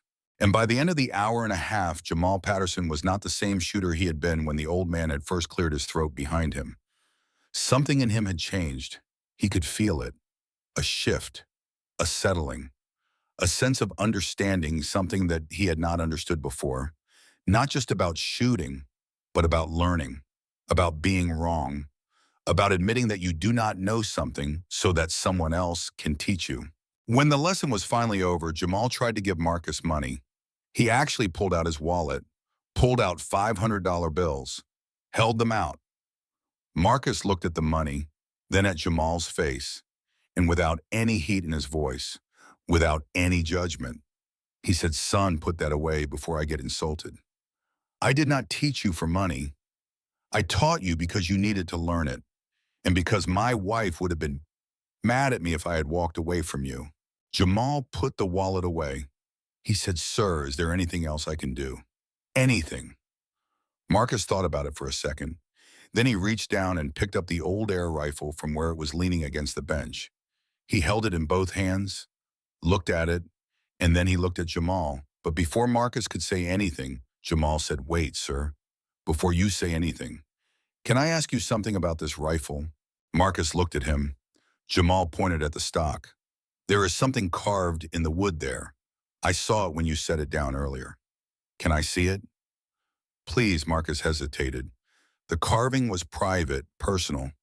But Jamal was asking with respect, with genuine curiosity, not prying, just asking. So Marcus turned the rifle over slowly and held it under the late morning sun so the light fell across the grain at an angle. And there carved in very small, neat letters along the inside curve of the stock, where a right-handed shooter's cheek would rest, were the words, "For my river stone eyes, Gloria, 1974. The letters were old, faded, worn smooth by 50 years of Marcus's cheek pressing against them. But they were still legible, still clear, still there. Jamal read the words twice. Then he looked up at Marcus. "Your wife?" Marcus nodded. "Yes, she bought this for me. We were stationed in Germany. I had just come back from my second tour, and I was not in good shape. I had nightmares every night. My hands shook so bad I could not hold a coffee cup without spilling it. Could not sign my name. Could not button my shirt. The doctors gave me pills, but the pills did not help. Gloria spent 3 months of her teacher salary on this rifle, $240, which was a lot of money in 1974. She told me I did not need to kill anything anymore. She said, 'Marcus, honey, you just need to shoot tin cans in the backyard until your hands remember how to be steady.' So that is what I did every morning for 6 months. I shot tin cans, and my hands stopped shaking." "How long did it take?" Jamal asked. Marcus said 6 months before I stopped spilling coffee, 2 years before the nightmares stopped. Marcus paused. "This rifle," he said, "this rifle saved my life, son. Not in the way you think. It saved my life by giving me something to aim at that was not a human being." "Do you understand what I am saying?" Jamal nodded slowly. "Yes, sir, I understand." Bobby Sullivan, who had been standing a few feet away listening, spoke up quietly. "Marcus, you never told me that. About the rifle, I mean. About Gloria buying it for you. I knew you had nightmares. You told us in sniper school. You said every man who pulls a trigger on another man pays a price. And if he tells you he does not pay that price, he is either lying or he is broken in a way that cannot be fixed. But I did not know about the rifle, about how it helped you." Marcus looked at Bobby. "I do not talk about it much. It is not something I am proud of. Being broken, needing help." Bobby shook his head. "Marcus, that is exactly something you should be proud of. You were broken and you healed. That is strength. That is courage. Admitting you need help. Accepting help. Doing the work. That is harder than anything you did in the war." Marcus was quiet for a moment. Then he said, "Maybe you are right, Bobby. Maybe you are right." The three men stood there in the late morning sun, Marcus and Bobby and Jamal, 3 generations of soldiers, 3 men who had seen combat, who had pulled triggers, who had carried the weight of those actions, and now standing together on a civilian firing line, learning from each other. After a while, Marcus said, "There is something else I need to tell you both. Something I have not told anyone in a long time. The reason I came here today. The reason I almost did not come here." Bobby and Jamal both looked at him. Marcus took a breath. "Gloria died 11 months ago. You both know that. What you do not know is that I am in trouble. The medical bills after insurance after VA benefits came to $54,800. I have been paying what I can, $100 a month, $200 when I can manage it. But I am behind, way behind. And on top of that, I owe $4,200 in property taxes on the cabin. The county sent me a letter 2 weeks ago. I have 60 days to pay or they take the cabin." Marcus looked at the ground. "That cabin is the only thing I have left of Gloria. We built it together in '96. Every board, every nail. She painted the porch. She planted the garden. She sat in that rocking chair every evening for 27 years and watched the sun go down. If I lose that cabin, I lose her. And I do not know if I can do that." Bobby opened his mouth to speak, but Marcus held up a hand. "I am not asking for anything. I am just telling you why I almost did not come here today. Why I almost stayed home. Because what is the point of shooting a pellet gun at a tin plate when you are about to lose everything that matters? But then I heard Gloria's voice in my head, the way I hear it sometimes. And she said, Marcus, honey, go to the range. So I did. And I am glad I did, because I met you, Jamal, and I saw you, Bobby. And that means something. That means I am not completely alone. There was a long silence on the firing line. Then Bobby Sullivan said, Marcus, how much do you need total? Marcus said 59,000. Medical bills plus taxes, plus a little cushion so I can sleep at night. Bobby looked at Jamal. Jamal looked at Bobby. Then Jamal said, sir, would you let me try to help? Marcus started to shake his head, but Jamal kept talking. Sir, please, just hear me out. I have a platform, 180,000 subscribers on YouTube, people who watch my videos, people who trust me. They have been asking about you ever since I posted that first clip of you hitting the whisper. They want to know who you are, where you came from, what you have done. If I tell them your story, if I tell them about Gloria, about the rifle, about the medical bills in the cabin, I think they will help. I really do. Marcus said, son, I appreciate that, but I cannot ask strangers for money. That is not who I am. Jamal said, you are not asking, sir. I am asking on your behalf. You spent your whole life helping others, teaching others, protecting others. Now let them give something back, please. Marcus looked at Jamal for a long time. Then he looked at Bobby. Bobby said, Marcus, the kid is right. You have given enough. Let people help you now, if they want to. And if they do not, that is fine too. But give them the chance. Marcus's eyes were wet, but he did not let the tears fall. He said, all right, but I am not asking for the money. If people want to give, that is their choice.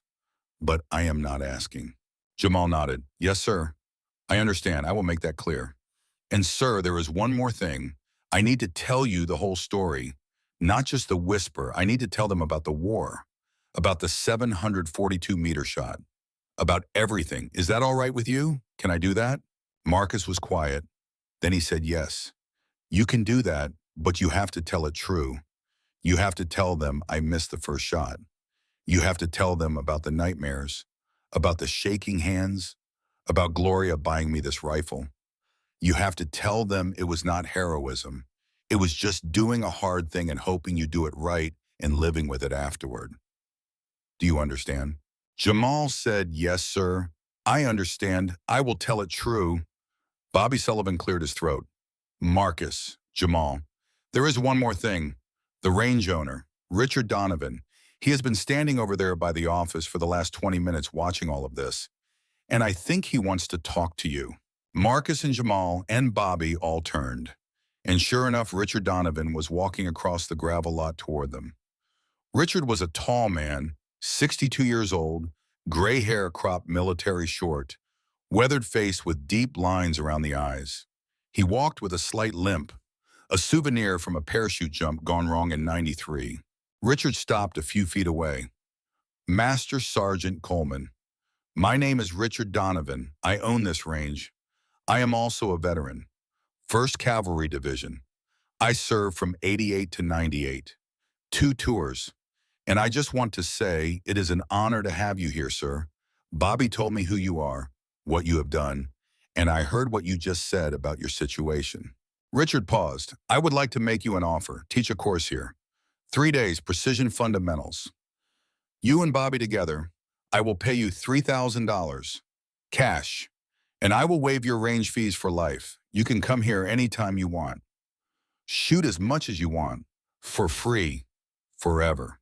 And if you are willing, I would like to put up a plaque at this firing position, right here at position 4, to commemorate what you did here today, to remind every shooter who comes to this range that impossible is just a word. Would you let me do that? Marcus looked at Richard, then at Bobby, then at Jamal. He was quiet for a long time. Finally, he said, I will do the course, and you can put up the plaque if you want. But I keep the rifle. Gloria gave it to me to heal, and I am going to use it to teach others to heal too. Richard smiled. Deal. and he stuck out his hand. Marcus shook it. Bobby clapped Marcus on the shoulder. Jamal grinned. And standing there on that firing line in the late morning sun, Marcus Coleman felt something he had not felt in 11 months. He felt like maybe he was going to be all right after all. Maybe Gloria had known that all along. Maybe that was why she had pushed him to come here today, to remind him that he still had work to do, that he still mattered. Marcus picked up the air rifle and held it in both hands. He looked at the carved words on the stock. "For my Riverstone eyes, Gloria, 1974. And he said quietly, "Thank you, sweetheart. Thank you for pushing me. I am going to be all right now, I promise." The drive home that afternoon took Marcus through the winding two-lane roads that climbed up into the Blue Ridge. The maples were turning red and gold on the ridges. The sky was clear and blue. A hawk circled high above the valley, riding a thermal. Marcus drove with the windows down and the cool mountain air flowing through the cab of the truck. He thought about the shot he had made. He thought about Jamal's face when the whisper had rung. He thought about Bobby's salute and Richard's offer. Most of all, he thought about Gloria, about how she would have laughed when he told her the story, about how she would have said, "Marcus, honey, you gave them quite a show." And Marcus would have said, "I did not mean to, Gloria."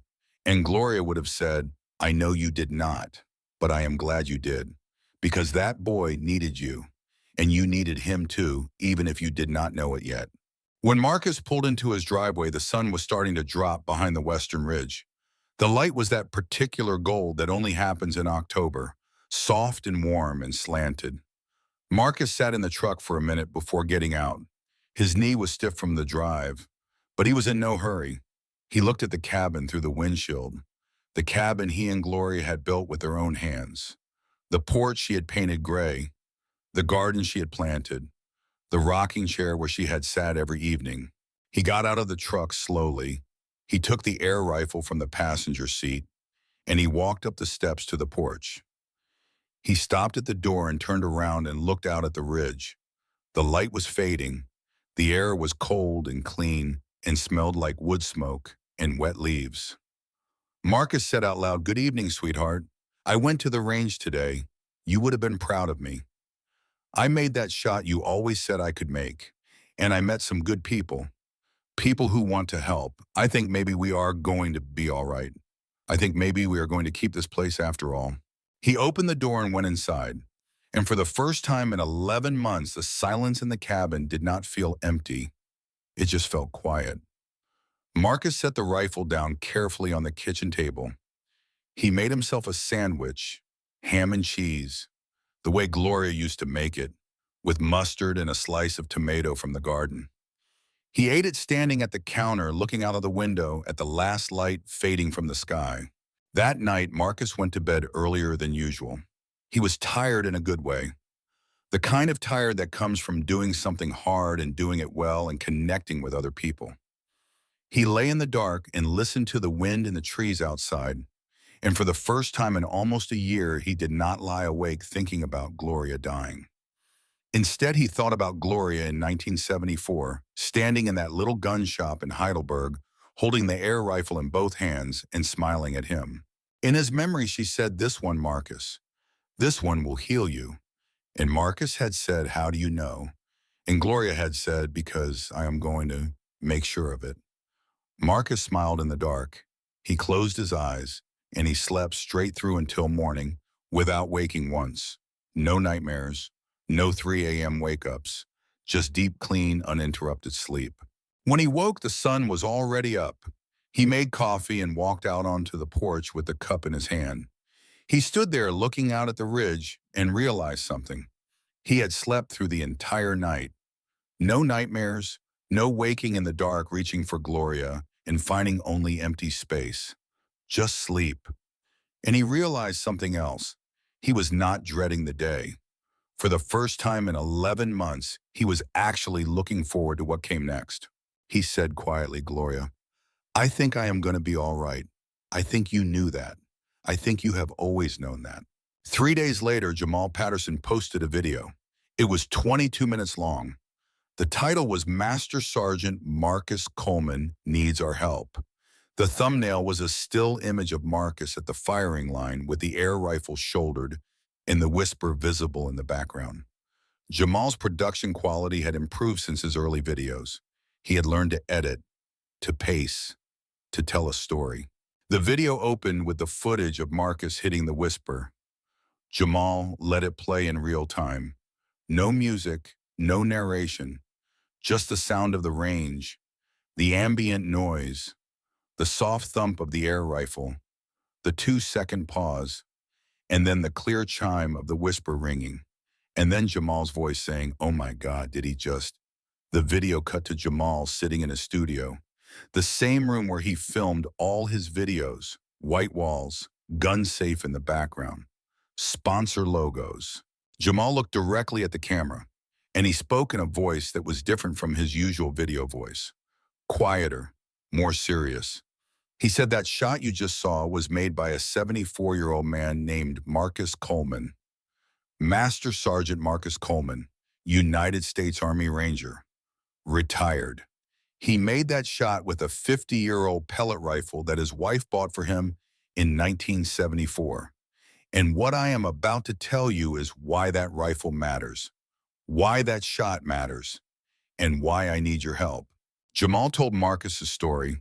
He told about Gloria, about the pancreatic cancer, about the $54,800 in medical bills, about the $4,200 in property taxes, about the cabin that Marcus was about to lose. He told about the air rifle, about how Gloria had bought it with 3 months of her teacher salary, about how it had helped Marcus heal from his nightmares and his shaking hands. He told about the whisper target, about how Jamal had called it impossible, about how Marcus had proven him wrong, about Bobby Sullivan recognizing Marcus and revealing his identity, about the lesson Marcus had taught Jamal, about the word impossible being a word that small men use to make their own failures sound like laws of physics. And then Jamal did something that surprised a lot of his viewers. He cried. Not dramatically, not performatively, just honest tears. He said, "I have been doing this YouTube thing for 2 years now, building my channel, chasing subscribers, trying to get sponsors, trying to make a living. And somewhere along the way, I started thinking I was good. I started thinking I had it figured out. I started using words like impossible to explain away my failures. And then a 74-year-old man with a pellet gun showed me I did not know anything. He showed me that impossible is just an excuse, that real skill takes a lifetime to build, that humility is more important than equipment, and that sometimes the best thing you can do is shut up and listen to someone who has been where you are trying to go." Jamal wiped his eyes. He said, "Master Sergeant Coleman does not know I am making this video. He told me he does not want to ask for money, but I am not asking for him. I am asking for me, because I need to do this. I need to give back to the man who gave me something I did not even know I needed. So I set up a GoFundMe. The link is in the description. The goal is $59,000. Medical bills plus taxes plus a cushion. Every dollar helps. Even if you can only give $5, it all adds up." And then Jamal said one more thing. If you are watching this and you think this story does not matter, if you think this is just some old guy who should have saved better or planned better or whatever, then I want you to understand something. Master Sergeant Coleman spent his whole life serving. He served in war. He served as an instructor. He served his community. And his wife Gloria served too. She was a teacher. She taught 2nd grade for 35 years. They were not rich. They did not make a lot of money, but they served. And now Gloria is gone. And Marcus is alone. And he is about to lose the cabin they built together, the only thing he has left of her. So if you can help, please help. And if you cannot help, please share this video, because there are a lot of quiet old men like Marcus Coleman out there. Men who served, who sacrificed, who never asked for anything, and we owe them. We owe them more than we can ever repay. But we can start by making sure they do not lose their home. Jamal ended the video with a final shot of Marcus walking back to his truck after the lesson. The old man moving slowly, the air rifle in his hand, the sun behind him. A simple shot, no music, no effects, just an old man walking away. And it was perfect. The video went live at 8 p.m. on a Wednesday. By midnight, it had 30,000 views. By the next morning, it had 200,000 views. By noon, it had 500,000. By the end of the day, it had 1.2 million views. The comments section exploded. Veterans sharing stories about their own fathers and grandfathers. Shooters talking about the lesson they had learned from the video. People saying they had never heard of Marcus Coleman, but they were honored to help him. And the GoFundMe started moving. $10, $20, $50, $100, $500. The donations came in from all 50 states, from military bases overseas, from shooting ranges, from veteran organizations, from complete strangers who had never met Marcus Coleman, but who recognized something in his story that mattered to them. Jamal watched the numbers climb. He watched the GoFundMe counter tick up and up and up, and he started to cry again, because he had hoped people would help, but he had not expected this. He had not expected the flood, the outpouring, the proof that there were still good people in the world who cared about doing the right thing.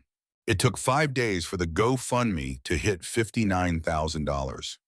Jamal called Marcus that afternoon. Marcus did not have a cell phone. He had a landline in the cabin, one of those old rotary phones that still worked. Jamal called and let it ring 8 times before Marcus picked up. "Hello," Jamal said. "Master Sergeant Coleman, sir. It is Jamal Patterson. Do you have a minute?" Marcus said, "Of course, son. What can I do for you?" Jamal said, "Sir, the GoFundMe hit the goal. $59,000, 5 days. 3,247 people donated." Marcus was quiet. Then he said, "Say that again." Jamal said, $59,000, sir. You can pay off the medical bills. You can pay the taxes. You can keep the cabin. Marcus did not say anything for a long time. Jamal thought maybe the line had gone dead. He said, "Sir, are you there?" And then he heard it, Marcus crying, not loudly, just quiet sobs, the kind of crying a man does when he thinks no one can hear him. Jamal said, "Sir, I am going to come up there. I am going to bring you the check. Is that all right? Can I come up tomorrow?" Marcus said, "Yes." "Yes, son, that would be fine." Jamal said, "I will be there at 10 a.m. And sir, one more thing. The number is still going up. People are still donating. I think it is going to go higher." Marcus said, "What do you mean higher? We already hit the goal." Jamal said, "I know, sir, but people keep giving. It is at 63,000 now, and it is not stopping." By the end of the first week, the GoFundMe hit $100,000. By the end of the second week, it hit $143,000. 3,247 people had donated. The average donation was $43. But there were some big ones, too. A veteran organization donated $5,000. A shooting range in Texas donated $3,000. An anonymous donor gave $10,000 with a note that said, "For Gloria." Jamal printed out all 173 pages of comments. He put them in a folder. He printed a cashier's check for $143,000. And on a Saturday morning 2 weeks after the shot, he drove up to Marcus's cabin in the Blue Ridge. The cabin sat on a wooded hillside with a view of the Western Ridge. It was small and well built. Log construction, stone chimney, tin roof, that gray painted porch. Jamal parked his truck next to Marcus's Tacoma and walked up the steps. Marcus was sitting in the rocking chair with a cup of coffee. He looked up when Jamal came onto the porch. "Morning, son." Jamal said, "Morning, sir. Can I sit down?" Marcus gestured to the other chair. Jamal sat. He set the folder and the envelope on the small table between them. He did not say anything. Just let them sit there. Marcus looked at the envelope. Then he looked at Jamal. "What is that?" Jamal said, "That is from 3,247 people who watched your story, sir. They wanted you to have it." Marcus reached for the envelope slowly, like it might bite him. He opened it. He pulled out the check. He looked at the number. $143,000. He stared at it for a long time. Then his hands started to shake. Not the way they had shaken in 1974 when he could not hold a coffee cup, but the way a man's hands shake when he has been holding something too heavy for too long and someone finally tells him he can set it down. Marcus set the check down on the table. He put his face in his hands, and he cried. Not quiet tears, not dignified tears. He cried the way a man cries when the dam finally breaks, when the weight finally lifts, when he realizes he is not alone after all. His whole body shook with it, his shoulders heaving, his breath coming in gasps. Jamal sat quietly. He did not move. He did not speak. He just let the old man cry. After a long time, Marcus lifted his head. His eyes were red. His face was wet. He picked up the check and looked at it again. He said, I do not know what to say. Jamal said, you do not have to say anything, sir. They know. They all know. Marcus wiped his eyes with the back of his hand. He said, Gloria, honey, I wish you were here to see this. I wish you could see what your rifle did, what you did. Jamal said, sir, she knows. Wherever she is, she knows. Marcus nodded. He took a deep breath. He said, all right, here's what I am going to do. I am going to pay off the debt, all of it. Medical bills, property taxes, get square. That is $59,000. And then I am going to take what is left and I am going to do three things. First, I am going to set up a scholarship, the Gloria Coleman Memorial Scholarship, for children of Black veterans who want to become teachers. Because Gloria was a teacher, and she believed teaching was the most important work a person could do. Second, I am going to donate to the VA hospital mental health program here in North Carolina for PTSD treatment, because I know what it is like to come home from war and not be able to stop shaking. And I know there are men and women out there right now who are where I was in 1974, and they need help. And third, I am going to buy 15 air rifles, the same model Gloria bought for me.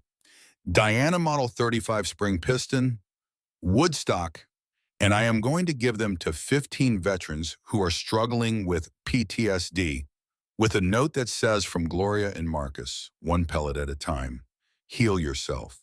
Jamal smiled. Sir, that is perfect. That is exactly right. Marcus said, I do not need $100,000, son. I just needed to not lose my home. The rest of this money, it does not belong to me. It belongs to the people who gave it. And I am going to make sure it goes where it needs to go. That is what Gloria would want. That is what I want. Jamal nodded. Then he picked up the folder. Sir, there is something else I want you to see. These are the comments from the GoFundMe, all of them, 173 pages. I want you to read them when you have time. But there is one in particular I want you to see right now. He opened the folder and pulled out a single page. He handed it to Marcus. Marcus put on his reading glasses and read it slowly. The comment said, my name is Raymond Williams, Captain, United States Army, retired. I was one of the 4 POWs rescued in February 1972 in the Central Highlands. I did not know the name of the sniper who made the shot that saved our lives until I watched Jamal Patterson's video. His name was on our rescue report, but it was classified for decades. Master Sergeant Coleman, if you ever read this, I want you to know that I have lived 52 more years because of you. I got married in 1974. I had 3 children. I have 7 grandchildren. I have had a good life, a full life, and none of it would have happened if you had not taken that shot. You missed the first time. I know that because I read the after-action report years later. But you took the second shot, and you hit. And because of that, I got to come home. My children got to be born. My grandchildren got to exist. All of that is because you did not give up. Thank you. God bless you. I hope someday I can shake your hand. Marcus finished reading. He took off his glasses. He set them down on the table. He was quiet for a long time. Finally, he said, I did not know. I never knew his name. We were never told the names of the men we rescued. Operational security, Jamal said, sir, he has 7 grandchildren because of you. All those lives, all that love, all that family. It is all because you took a shot everyone said was impossible. Marcus nodded slowly. He picked up the page and read it again. Then he folded it carefully and put it in his shirt pocket. He said, I am going to keep this, and I am going to read it every time I start thinking my life does not matter anymore. The two men sat on the porch for a while. They watched the morning light move across the ridge. They listened to the wind in the trees, the sound of birds, the creak of the rocking chair. After a while, Jamal said, Sir Mr. Donovan called me yesterday. He wants to do a ceremony at the range to unveil the plaque. He is thinking 6 weeks from now. He wants to invite everyone who takes your course, everyone who donated, the local press. He wants to make it a real event. Is that all right with you? Marcus thought about it. Then he said, yes, that is all right. But I want the plaque to say something specific. I want it to say Master Sergeant Marcus D. Coleman, U.S. Army Ranger, October 2024. One shot, one legend. The word impossible died here. Jamal grinned. Sir, that is perfect. I will tell him. Marcus said, and Jamal, one more thing. I want you to film the ceremony. I want you to put it on your channel, because I want people to see what happens when a community comes together to help one of their own. I want them to see that there are still good people in this world, people who care, people who remember. Jamal said, yes, sir, I will film it, and I will make sure everyone sees it. The two men shook hands. Then Jamal stood up to leave. But before he walked down the steps, he turned back and said, Sir, can I ask you something about the war, about the shot, the 742-meter shot?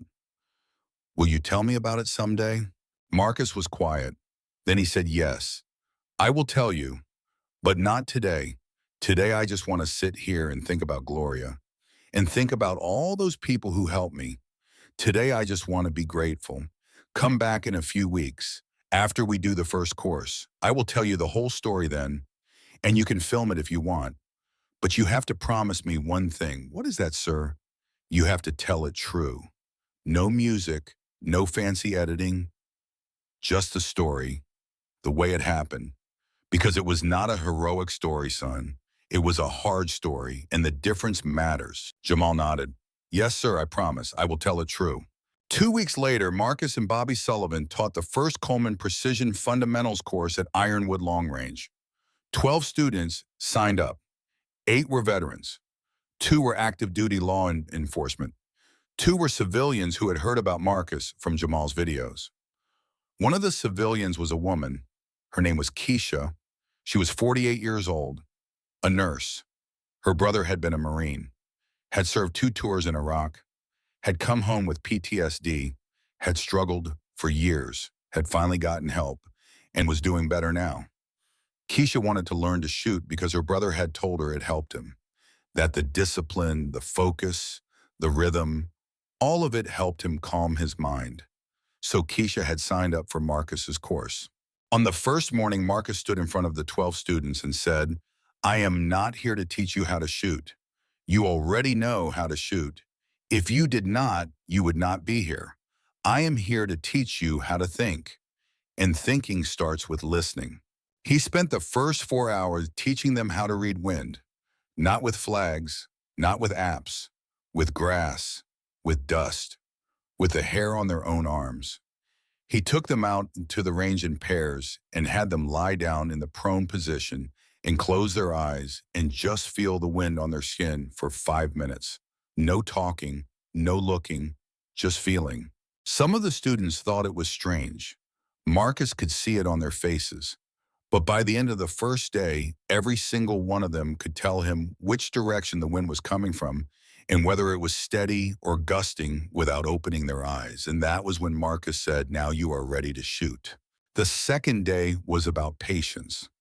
Marcus set up the whisper target and told the students that each of them would get 10 shots, but they could not take those 10 shots whenever they wanted. They had to wait. They had to watch the plate swing. They had to feel the wind. and they could only shoot when they felt the moment was right.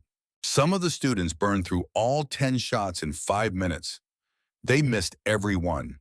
Others waited, watched, felt, and when they finally took their shot 2 or 3 hours later, they hit. Marcus did not praise the ones who hit. He did not criticize the ones who missed. He just said, "Do you see the difference?" And they did. The third day was about listening to the rifle. Marcus had each student shoot a rifle they had never touched before. No zeroing, no practice shots, just one rifle, one magazine, one target. He told them the rifle already knows how to shoot. Your job is not to make it do what you want. Your job is to let it do what it already knows how to do. By the end of the third day, 9 of the 12 students had hit the whisper. The other 3 had come close enough that Marcus knew they would hit it next time. And every single one of them had learned something they would carry for the rest of their lives. One of the students was a man named Dale Mitchell. He was 34 years old, a deputy sheriff with the county. White guy, red hair, freckles. Quiet way of moving that reminded Marcus of some of the best soldiers he had ever trained. On the last afternoon after the other students had packed up and left, Dale came up to Marcus. "Sir, can I ask you something?" Marcus said, "Of course." Dale said, "I have been on the force for 8 years. I am a decent shot. I qualify every year. But I have never been taught the way you teach. You do not just teach technique. You teach philosophy. You teach us to think. And I want to know why. Why do you care so much about teaching us to think instead of just teaching us to shoot?" Marcus looked at Dale for a long moment. Then he said, "Son, a man with a rifle and no brain is dangerous to everyone around him, including himself. A man with a rifle and a brain is dangerous only to the people who need to be stopped. That is the difference. I do not teach shooting. I teach thinking, because a bullet does not care who fires it, but the man who fires it should." Dale nodded slowly. "Thank you, sir. That is exactly what I needed to hear." Marcus said, "You are going to be a good officer, Dale. You are already a good officer, but you are going to be better because you understand that the gun is not the power. The thinking is the power. The gun is just a tool." When the course was over, Richard Donovan paid Marcus $3,000 in cash. Marcus took the money home and put it in an envelope marked Gloria Fund. He was going to use it to buy the first batch of air rifles for veterans with PTSD. He had already found a supplier. Diana Model 35 spring piston rifles, $240 each. 15 rifles would cost $3,600. Close enough. That night, Marcus sat on the porch and thought about the 12 students he had just taught, about how every single one of them had learned something, about how 9 of them had hit the whisper, about how they had all left better shooters and better thinkers than when they arrived. He thought about Gloria, about how she would have been proud of him, about how she had always said teaching was the most important work a person could do, about how she had been right. She had been right about everything. Marcus picked up the air rifle from where it was leaning against the wall of the cabin. He looked at the words carved into the stock. "For my Riverstone eyes, Gloria, 1974. He said out loud, "Gloria, honey, I taught 12 people this week. I taught them how to think, how to listen, how to be patient. I think you would have liked that. I think you would have said, 'I am doing good work.'" And in the back of his mind, he heard her voice, clear as day. "You are doing good work, Marcus, and you are going to keep doing it, because that is who you are. That is who you have always been." Marcus smiled. He set the rifle back down, and he sat there on the porch until the stars came out. A week later, Jamal came back to the cabin. This time he brought his camera. He set it up on a tripod on the porch. He said, "Sir, you promised you would tell me about the war, about the shot. Are you ready?" Marcus said, "Yes, I am ready. But before I tell you, I need you to understand something. This is not a story about heroism. This is a story about failure and fear and luck. And the only reason it has a good ending is because a lot of other people did their jobs right. Do you understand?" Jamal said, "Yes, sir, I understand." Marcus nodded. "All right then. Let me tell you about February 1972. I was 21 years old. I had been in country for 14 months. I was part of a six-man long-range reconnaissance patrol operating out of a forward base in the Central Highlands. Our job was to gather intelligence, watch enemy movement, report back. Sometimes we would direct airstrikes. Sometimes we would call in artillery. But most of the time we just watched and listened and tried not to be seen. Being seen was how you died. In the jungle, if the enemy knew where you were already dead. So we moved at night, we hid during the day, we did not light fires, we did not talk above a whisper, we ate cold rations, we slept in 2-hour shifts, and we tried to become invisible. In February of '72, we got word that 4 American POWs were being held at a small jungle camp about 30 kilometers from our base. The camp was remote, heavily guarded. The enemy had chosen it specifically because it was far from any air base and far from any major road. They thought we could not get to it. They were almost right. Command put together a rescue team, special forces, helicopters, fast movers for air support. The works. But there was a problem. The camp was in a valley, surrounded by high ground. And on one of those hills overlooking the camp was an enemy observation post, machine gun nest, radio, 6 or 7 men. If that observation post saw our helicopters coming, they would radio the camp, and the guards would execute the POWs before we could get to them. That was protocol. That was what they did. The only way the rescue mission could work was if someone took out that observation post before the helicopters came in, silently, without alerting anyone. And the only place you could see that observation post from was a ridgeline 742 meters away.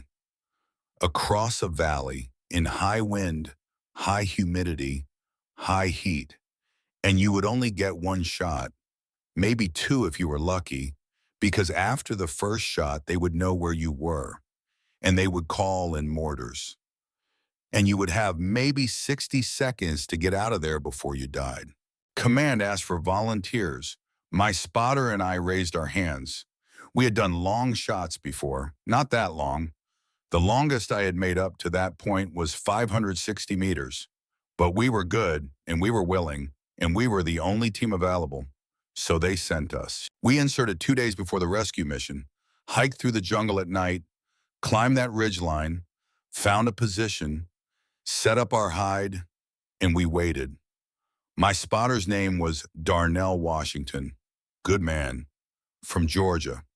We had been working together for 6 months. We trusted each other, knew each other's rhythms, could communicate with just looks. That matters. In sniper work, trust is everything. If you do not trust your spotter, you are already dead. The morning of the mission, we were in position at 0500 hours. The helicopters were scheduled to come in at 0630. That gave us 90 minutes to make the shot.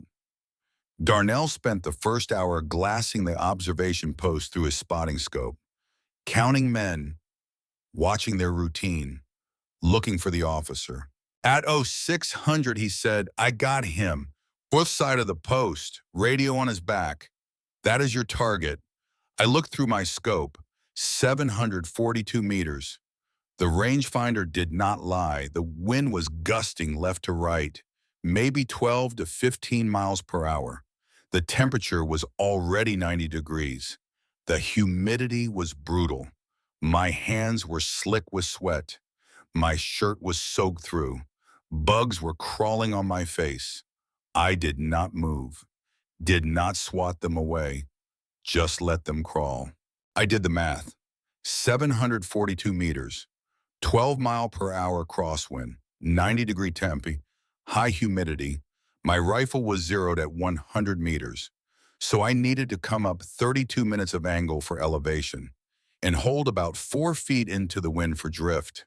But those were just numbers, just starting points.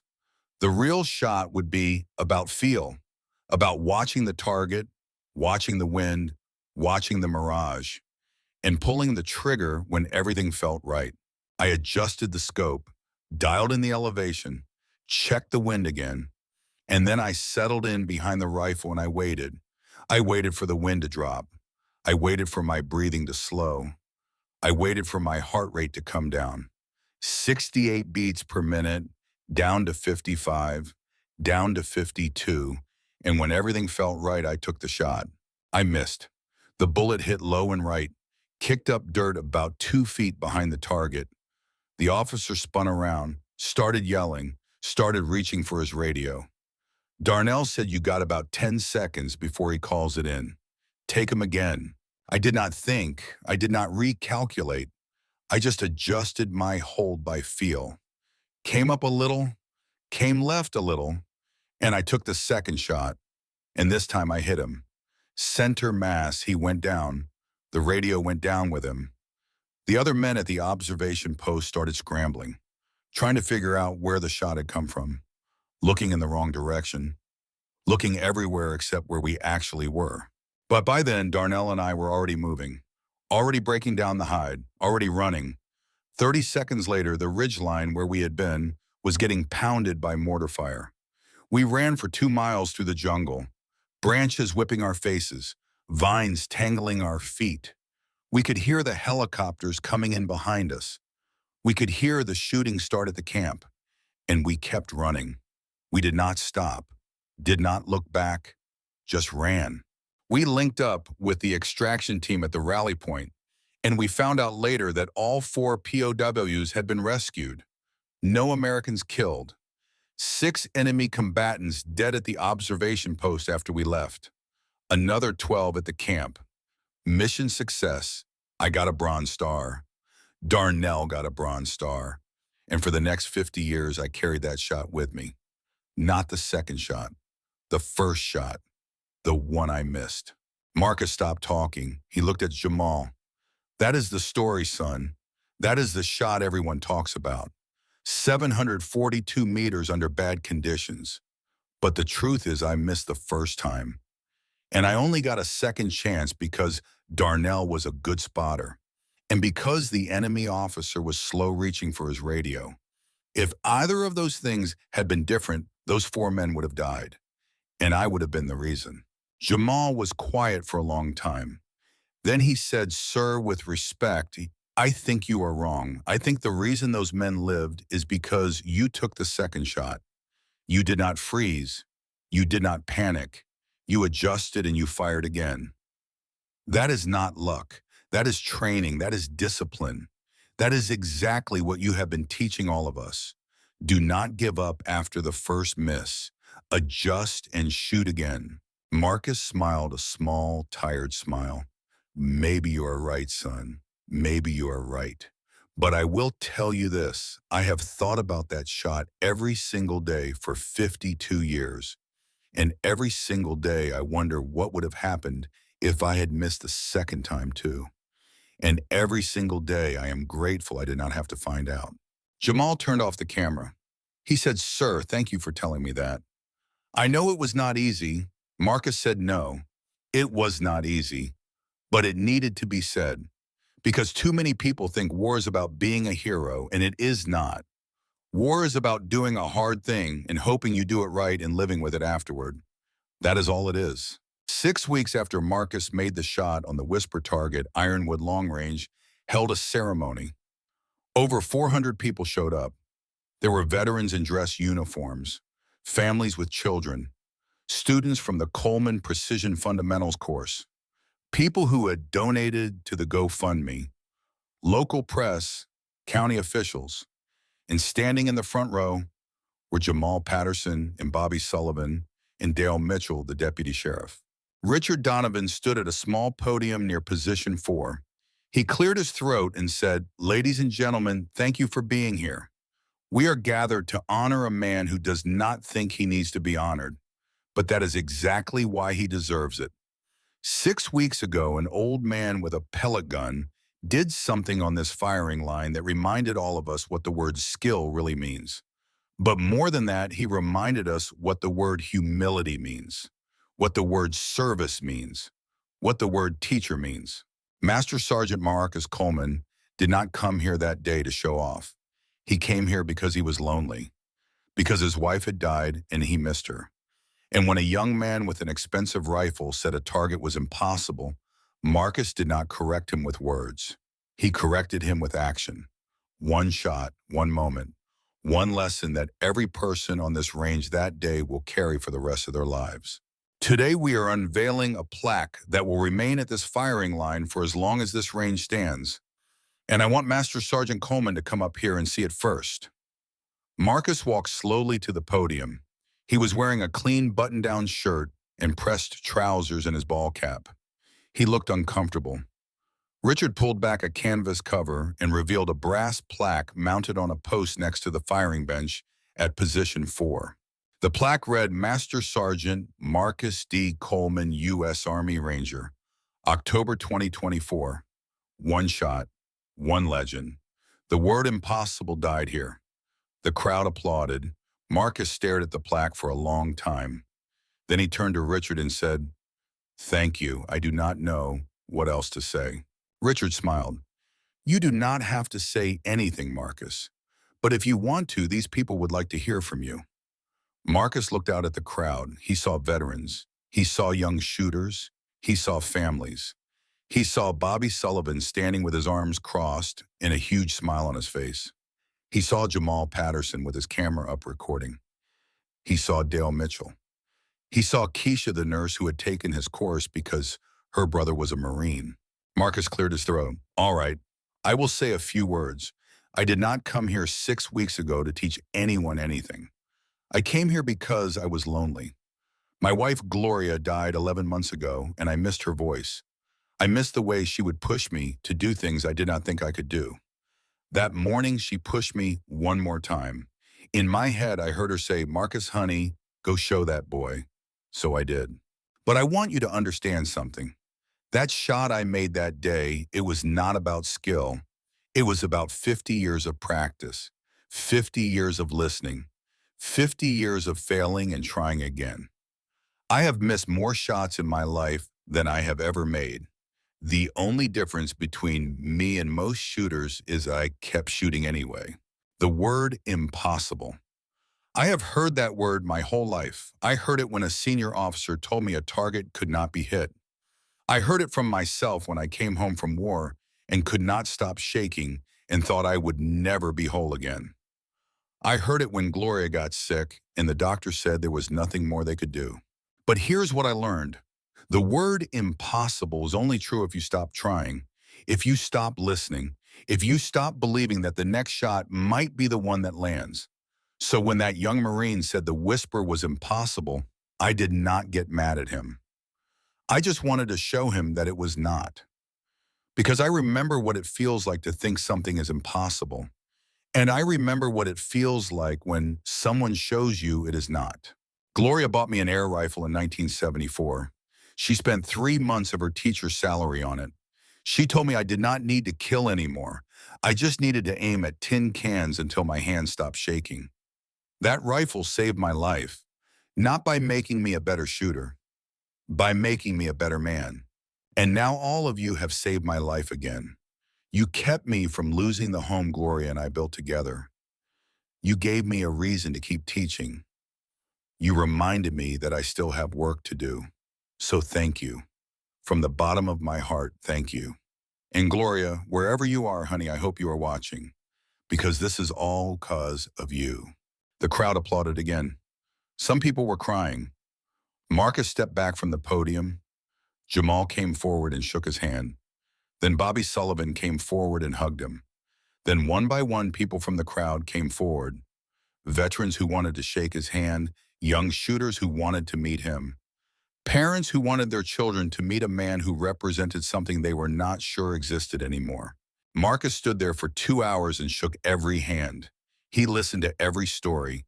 He looked every person in the eye and thanked them for coming. And when it was finally over and the crowd had dispersed and the sun was starting to set, Marcus walked back to his truck. He set the air rifle in the passenger seat. He looked at it for a moment. Then he said out loud, Gloria, honey, we did all right today, did we not? He drove home through the Blue Ridge as the last light faded from the sky. When he got to the cabin, he sat on the porch in the dark for a while. He thought about the plaque. He thought about the crowd. He thought about all the people who had helped him. And he thought about what Gloria would say if she were sitting next to him right now. She would say, "Marcus, honey, I am proud of you. Not because you made a hard shot, but because you let people in, because you let them help, because you showed them that even old men with steady hands can still do something that matters." And Marcus would say, "I miss you, Gloria." And Gloria would say, "I know, honey, but I am still here, in that rifle, in that cabin, in everything you do. I am still here." 2 years passed. Marcus Coleman turned 76. He still lived in the cabin in the Blue Ridge. He still taught the Coleman Precision Fundamentals course once a month at Ironwood Long Range. He had trained 340 students. 23 of them were veterans struggling with PTSD. 19 of those 23 reported significant improvement in their mental health after completing the course. Some had reduced their medication. Some had stopped having nightmares. Some had been able to return to work. All of them credited Marcus and the course in the discipline of shooting. The Gloria Coleman Memorial Scholarship had funded 47 students, children of Black veterans who wanted to become teachers. Every year, Marcus attended the scholarship ceremony. Every year, he shook hands with the new recipients. And every year, he told them the same thing. Your parents served. You are serving too. Teaching is service. Never forget that. The 15 air rifles Marcus had purchased and given away to veterans had created their own ripple effect. Several of those veterans had reached out to Marcus to tell him the rifles had helped. One man wrote a letter that said, "I have not slept through the night in 8 years. Since I got your rifle and started shooting tin cans every morning, I have slept through the night 6 times. That is 6 more times than I thought I would ever sleep again. Thank you." The VAA hospital mental health program had used Marcus's donation to start a new program called Precision Therapy. It combined traditional PTSD treatment with marksmanship training, breathing exercises, focus exercises, patience exercises. The program was still small, still experimental, but early results were promising. Patients who completed the program showed measurable improvement in anxiety and depression scores. The VA was now considering expanding the program to other facilities. Jamal Patterson now had 1.2 million subscribers on his YouTube channel. He had changed the name to Precision and Purpose with J. Rock. Every video ended with the same line. "Remember, impossible is just a word. Master Sergeant Coleman taught me that." Jamal had hit the whisper target 5 out of 5 times in every condition imaginable. Wind, rain, snow, dawn, dusk, full daylight. He had become one of the best precision shooters in the country. But more than that, he had become a teacher. He taught 12 students every month, volunteers, people who had watched his videos and wanted to learn. 4 of them were children of Black veterans who had received the Gloria Coleman Scholarship. Jamal taught them the same way Marcus had taught him: patience, listening, respect. And he always ended every lesson with the same sentence: "The rifle already knows how to shoot. Your job is to listen to it." Bobby Sullivan had stopped teaching formal courses. His knees were too bad now, too much wear and tear from 26 years in the infantry. But he still came to Ironwood every month to help Marcus run the Coleman course. He and Marcus had become close friends again after 36 years apart. They would sit on the porch of Marcus's cabin in the evenings and talk about Fort Benning, about students they had trained, about mistakes they had made, about lessons they had learned. One evening, Bobby said, "Marcus, do you ever regret it? Any of it? The war, the shot, the nightmares, everything?" Marcus thought for a long time. Then he said, "No, I do not regret it. I paid a price, but I would pay it again. Because it made me who I am, and who I am is a man who knows how to teach other men not to make the same mistakes I made. That is enough. That is more than enough." Bobby nodded. "That is a good answer." Marcus said Gloria used to say that pain is only wasted if you do not learn from it. She was right about that. She was right about most things. Bobby smiled. She was right about you too. Marcus said, what do you mean? Bobby said she knew you were not done, even when you thought you were. She knew you still had work to do. That is why she bought you that rifle, not just to heal you, to prepare you for this, for right now, for all these people you are teaching. She saw it coming, even if you did not. Marcus looked out at the ridge. The sun was setting. The light was turning everything gold. He said, I think you are right, Bobby. I think she did know. I think she always knew. On a Saturday morning in October 2026, Marcus Coleman woke up at 5:30. He made coffee. He dressed in his faded canvas jacket and his ball cap. He loaded the air rifle into his truck, and he drove to Ironwood Long Range. It was cold. There was mist on the ground. The range was empty. Marcus walked to position 4. He looked at the brass plaque with his name on it. He smiled. Then he walked to the firing line. He shouldered the air rifle. He looked at the whisper target 75 yards away. It was swinging in the morning breeze. Marcus closed his eyes. He felt the wind on his face. He felt the weight of the rifle in his hands. He felt Gloria's presence beside him. He heard her voice. Good morning, my Riverstone eyes. Show me one more time. Marcus opened his eyes. He watched the plate swing. Left, right, left, right. He waited. He felt the moment, and he took the shot. The whisper rang. A clean, clear chime. Perfect center hit. Marcus lowered the rifle. He exhaled slowly. He said out loud, still got it, Gloria. Still got it. He stood there for a moment. Then he heard footsteps behind him. He turned. Jamal Patterson was walking across the gravel lot toward him. Behind Jamal were 12 students, young men and women, some in uniform, some in civilian clothes, all carrying rifles. Jamal stopped a few feet away. Good morning, Master Sergeant. Marcus smiled. Good morning, Jamal. What are you doing here so early? Jamal said, we came to learn, sir, if you will teach us. Marcus looked at the students. He looked at Jamal. He looked back at the whisper target, still swinging in the breeze. Then he said, all right, set your rifles down. First, we are going to talk about wind. The students set their rifles down. They gathered around Marcus. And for the next 3 hours, Marcus Coleman taught them the same lessons he had been teaching for 50 years. How to listen, how to wait, how to feel, how to let the rifle do what it already knows how to do. And at the end of the 3 hours, every single student had hit the whisper at least once. When the lesson was over, Jamal came up to Marcus and said, sir, thank you for everything, for teaching me, for teaching them, for showing all of us that impossible is just a word. Marcus said, Jamal, you do not need to thank me. You are doing the work now. You are teaching the next generation. That is all any of us can do. Pass it on. Jamal nodded. Yes, sir. Then he said, sir, can I ask you one more thing? Marcus said, of course.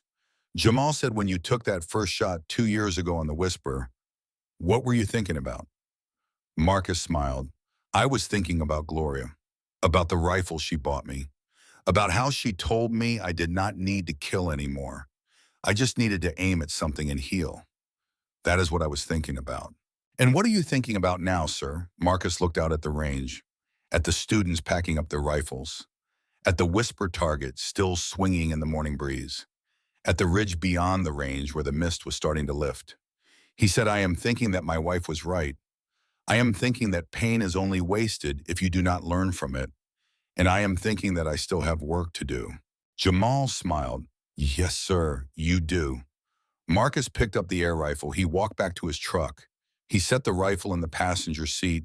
He looked at it for a moment. Then he said out loud, Gloria, honey, I am not done yet. Not yet. He started the truck. He drove out of the gravel lot. And as he drove up into the Blue Ridge, the sun broke through the mist and turned everything gold. And somewhere in the back of his mind, Marcus heard Gloria's voice one more time. I know, honey, I know you are not done. That is why I am still here. That is why I will always be here until the work is finished. Marcus smiled. He drove home. and the world kept turning, and the whisper kept swinging, and the word impossible stayed dead on that firing line where Marcus Coleman had killed it 2 years ago with a single pellet from an old air rifle and a lifetime of quiet, stubborn refusal to accept that anything worth doing was ever truly out of reach. The lesson Marcus Coleman taught that October morning was not about shooting. It was about something deeper. It was about respect, about humility, about the value of listening to the people who came before you, about understanding that equipment does not make a shooter. Time does, practice does, failure does, and the willingness to keep trying anyway. It was about recognizing that there are quiet old men walking around with skills the world has forgotten how to measure. Men who do not brag, men who do not seek attention, men who just show up and do the work and then go home. And it was about understanding that when you encounter one of those men, the only correct response is to shut up and pay attention. Because they will not be here forever. And the lessons they carry will die with them unless someone is paying attention, unless someone is listening, unless someone is willing to put down the expensive rifle and pick up the old air rifle and learn that sometimes the most important thing is not what you shoot with, but what you learn while you are shooting. Marcus Coleman is still teaching.